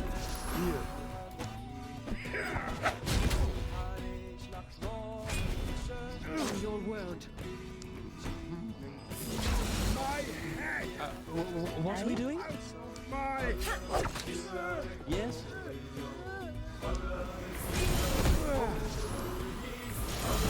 On your mark. Yes?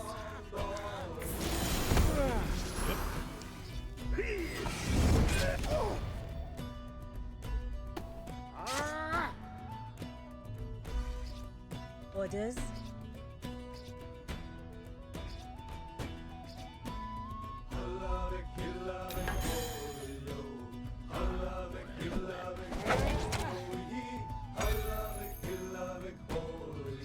Hang on. head. Pounding.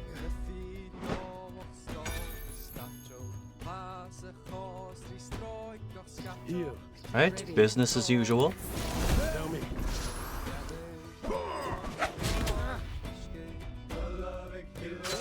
Yes?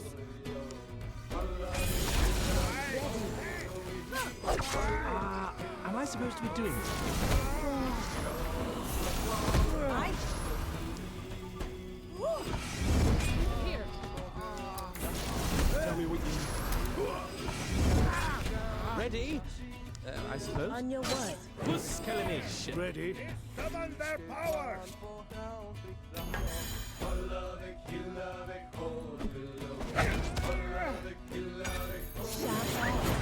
Puss Kalanish. Yes? Head. Head. My.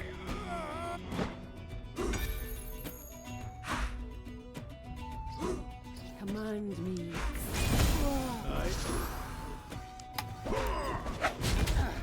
On your word. Yes? What are we doing?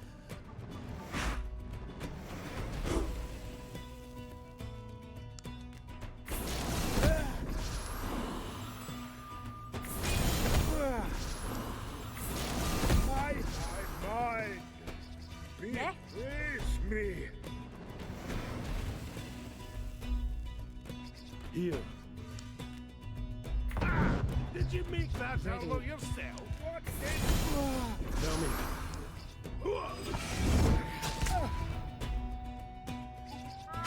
Ready? I suppose. Got it as close as I could.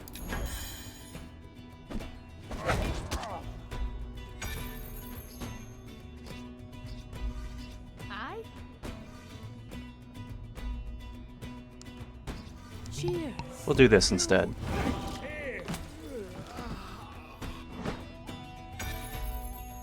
$89.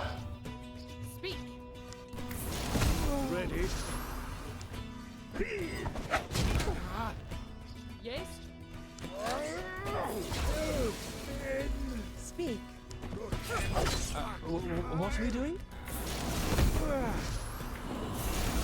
Orders. On your word. Command me. Orders. Allow them to focus.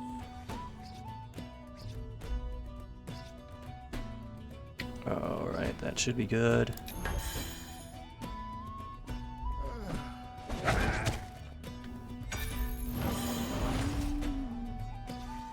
Aye. Yes? My head. My.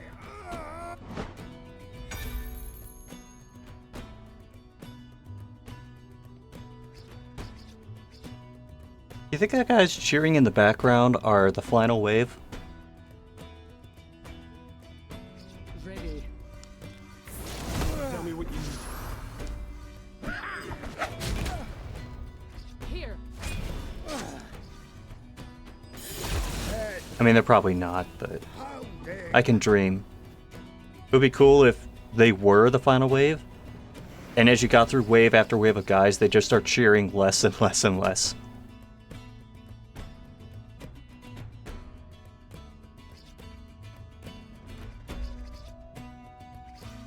Yes? Am I supposed to be doing something?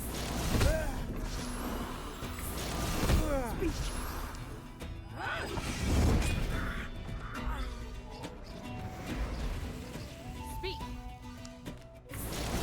Ready?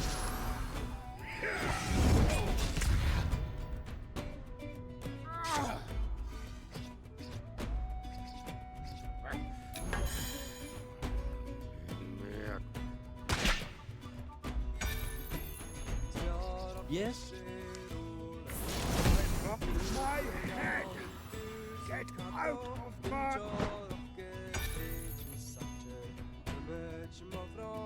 All right. 9 waves left. We're almost there. On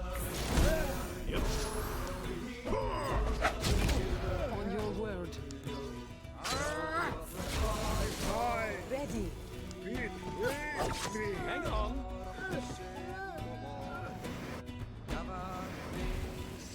Speak.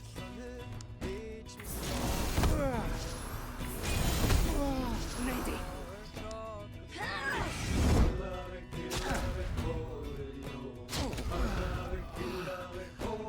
Tell me. Yeah? Good to the last drop.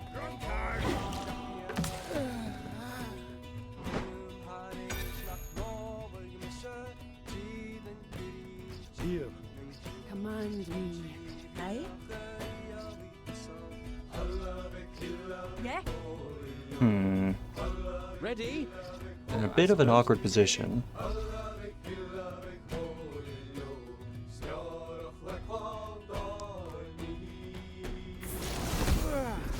Ready. Yes? My head! My... Here. Tell me what you need. On your word. Aye.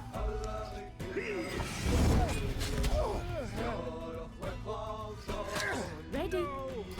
You speak their horrid wailing. Mustang. Scores! On your word.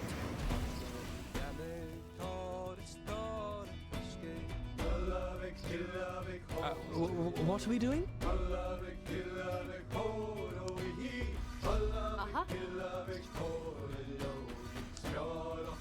Down the hatch. Here. Ready? You're as weak as 10 Command me. Mainlanders. Am I supposed to be doing something?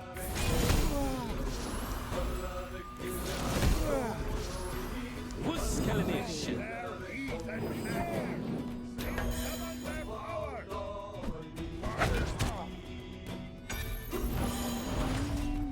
Huskellenish! Hang on.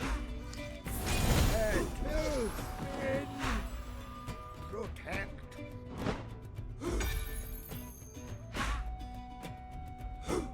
Almost there. Yes? Tell me what you need. Speak. On your word. Yes?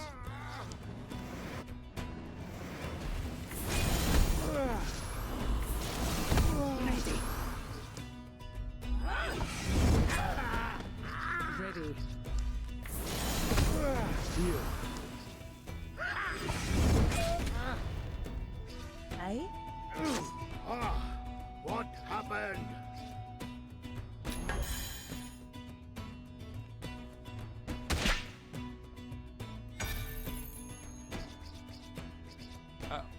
What are we doing?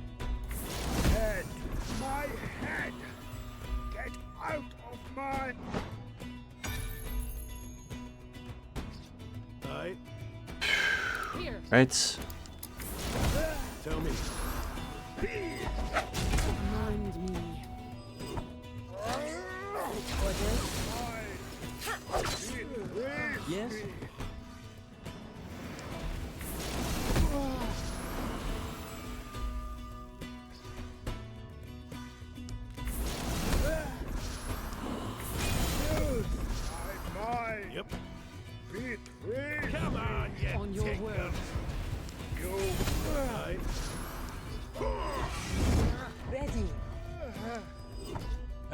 Yes? Curse! Fuskelnish. Concentration!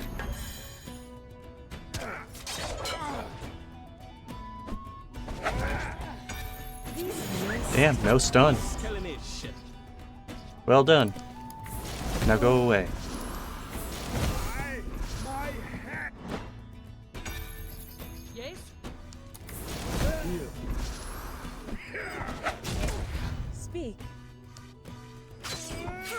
Speak. Hang on.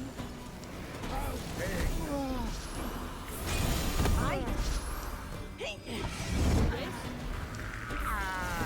Tell me.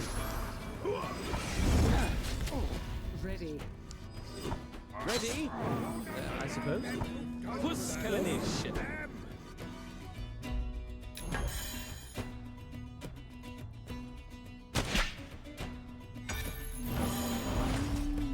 Fuskelnish. Am I supposed to be doing something? My health in protect. Alright, still the same. Here.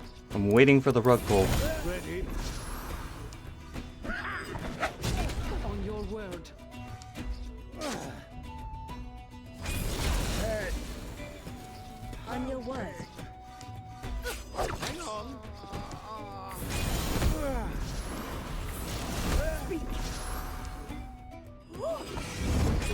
Command me.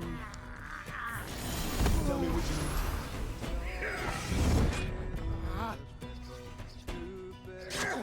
That's good. That's good. Curse them. Ready. That's good.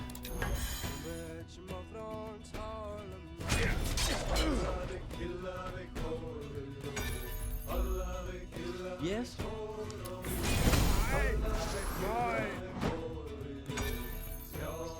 Speak.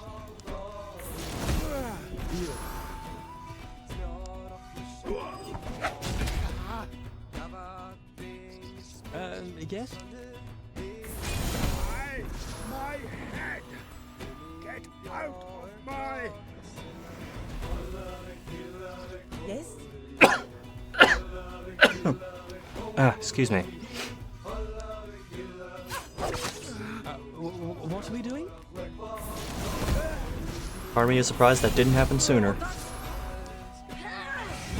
On your word.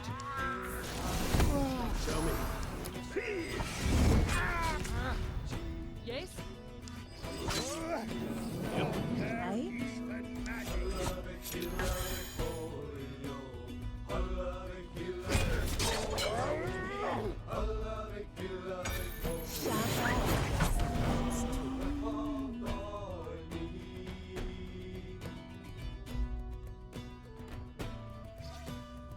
Ready? I suppose. Head. Wow, we're still doing this. 2 waves. 2 waves to go. Speak.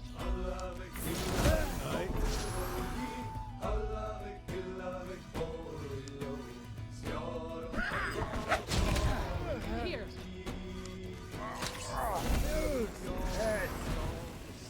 How big? Not what I meant to do, but this can still work. Yes?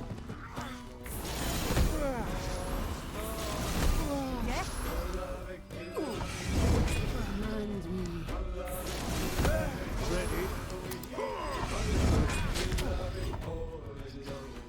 Orders.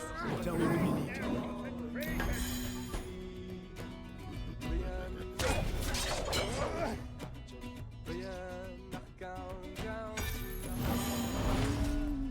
Ready? I suppose.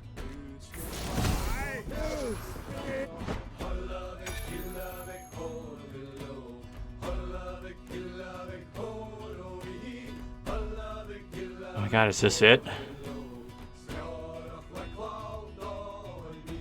Command me.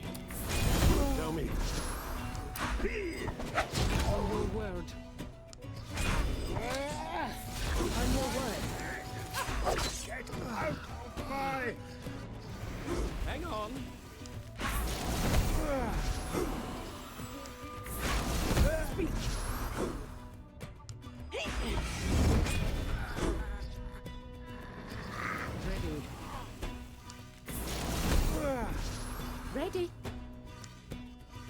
Bottoms up. Here we go. There was no other way it could have ended. Oh, we're gonna be here for fucking ever.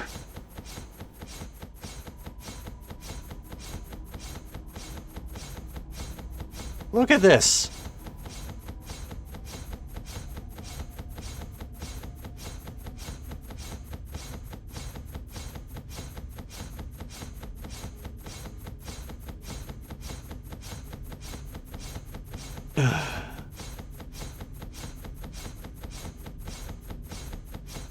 You can't even tell that they're portraits anymore.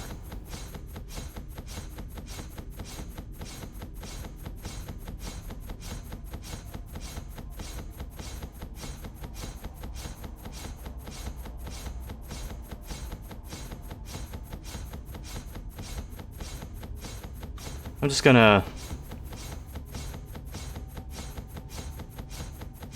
you know, since we're going to be here for a bit, I'm gonna pull up some reading material. I'm going to pull up my restaurant list, my post-surgery restaurant list, which I do need to update, but here's what I have so far. In no particular order: Columbus Fish Market, Cap City, Five Guys, Noodles and Company, aka Noodles World Kitchen, Press Pub, Carrabba's Italian, Dickey's Barbecue Pit, Culver's, been there multiple times. Let's see, Dirty Frank's, which is a hot dog place, Cazuelas, First Watch, Ray Ray's Hog Pit, Smith's Deli, Roosters, Red Lobster, Hound Dog's Pizza, 101 Beer Kitchen, I've been there, BD's Mongolian Grill, Steak and Shake, Cheesecake Factory, Molly Woo's, Firebird's Wood-Fired Grill, Dewey's Pizza, the International House of Pancakes, La Chatelaine, which is a French bistro, Thai's Asian Bistro, Hiro Ramen, which I've been to, Fukuryu Ramen, Hula Hands, El Vaquero, which I've been to a couple times, Red Robin, Cold Stone, I can check that off the list, Villanova, Akai Hana, Kudoba, which I've been to, Jenny's, Gallows, Wild Ginger, been there, Bibi Bop, Raising Cane's, been there multiple times, and Old Bag of Nails. Cheesecake Factory, really? It's mainly for the cheesecake.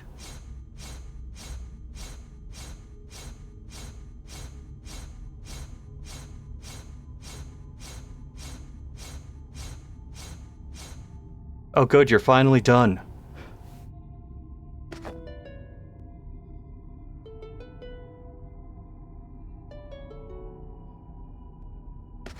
Fucking hell. There better not be an item drop. What the like, what would be the item drop for that?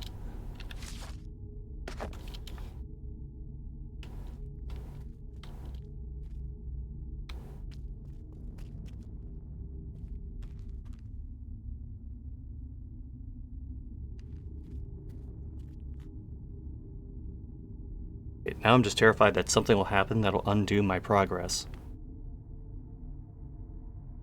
I'm not taking any chances.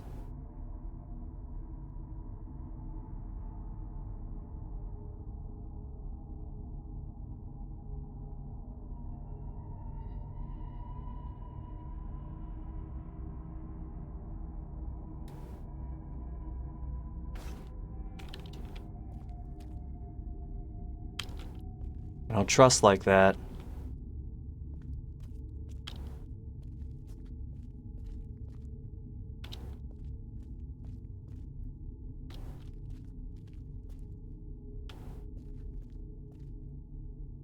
FBF? That is the strongest of the Elder Gods.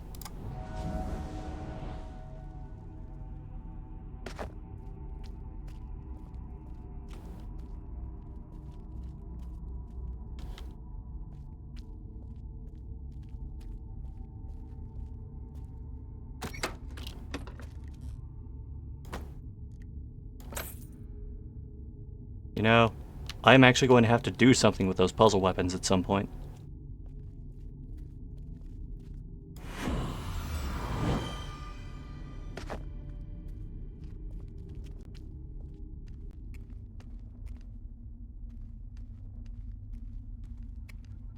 All right.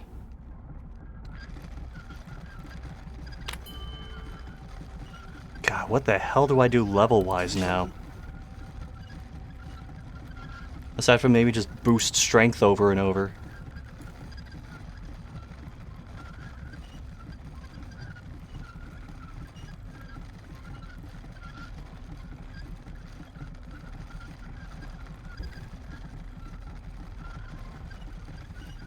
Rifty? Hey?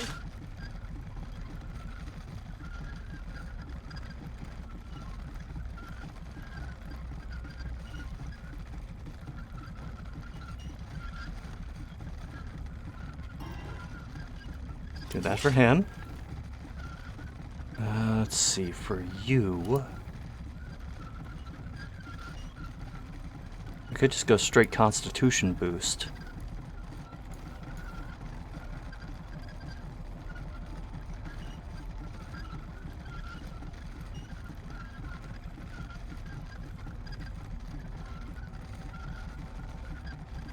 In fact, I think that is what I'll do.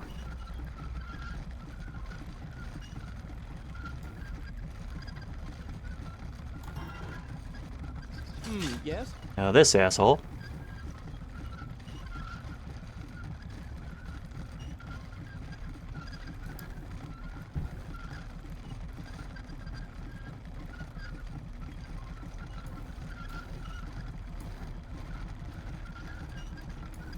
I'm not really doing anything cleric-wise. Portion's huge, food itself surprisingly mid. The one thing I've had from there that, like, I would go back for is the deep-fried macaroni ball things. But yeah, other than that, it's mainly just cheesecake.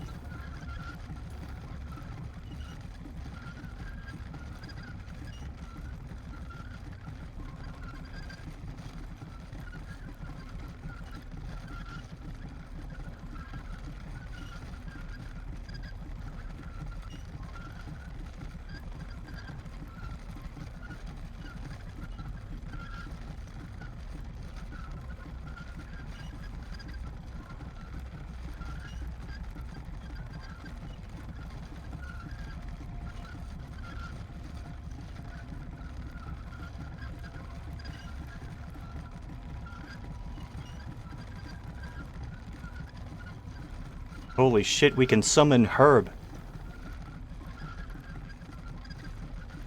I don't know, guys, that sounds like it might be worth it.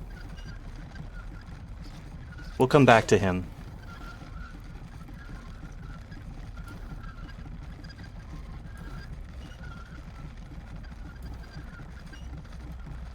Oh, this, we're just maxing out the strength. Make her even more ridiculously strong.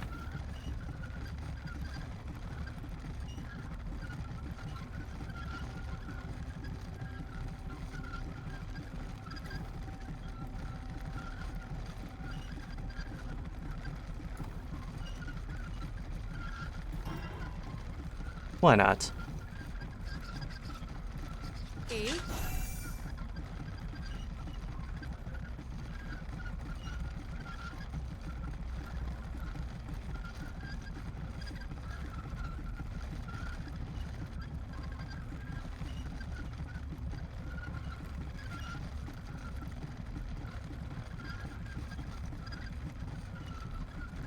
Might as well give her some constitution.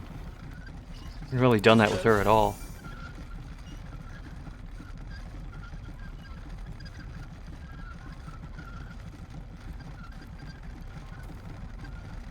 You could make the same argument for this guy. Pretty much did everything except that.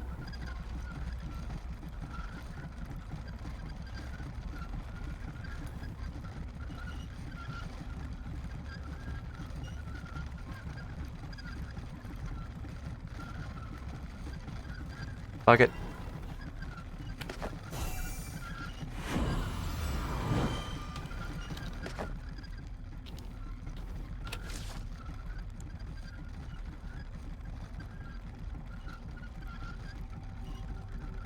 Okay. Looks like we're really getting down to it with the quests, because this is the DLC place. Well, I think I'm actually going to call it here, because holy shit, that was a lot. I'm going to try and stream again later in the week. I'm not sure what exactly yet. But, I don't know, maybe Monster Hunter? Maybe continue with the mobile trash game? You know, the one with the really long title that I played before going to the airport. I don't know. Either way, I will see you later. And, let's see, is anyone else I know streaming? I don't think so, but I want to be sure.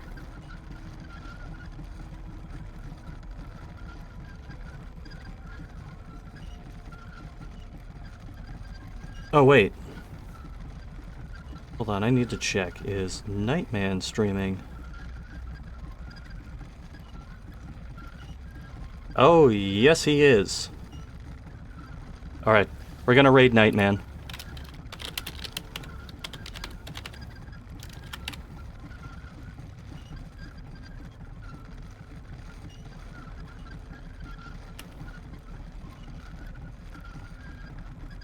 Okay, here we go.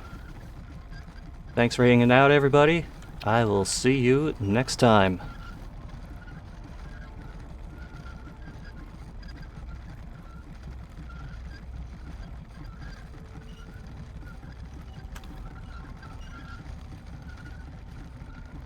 SCXCR, I think rating with a party of 3.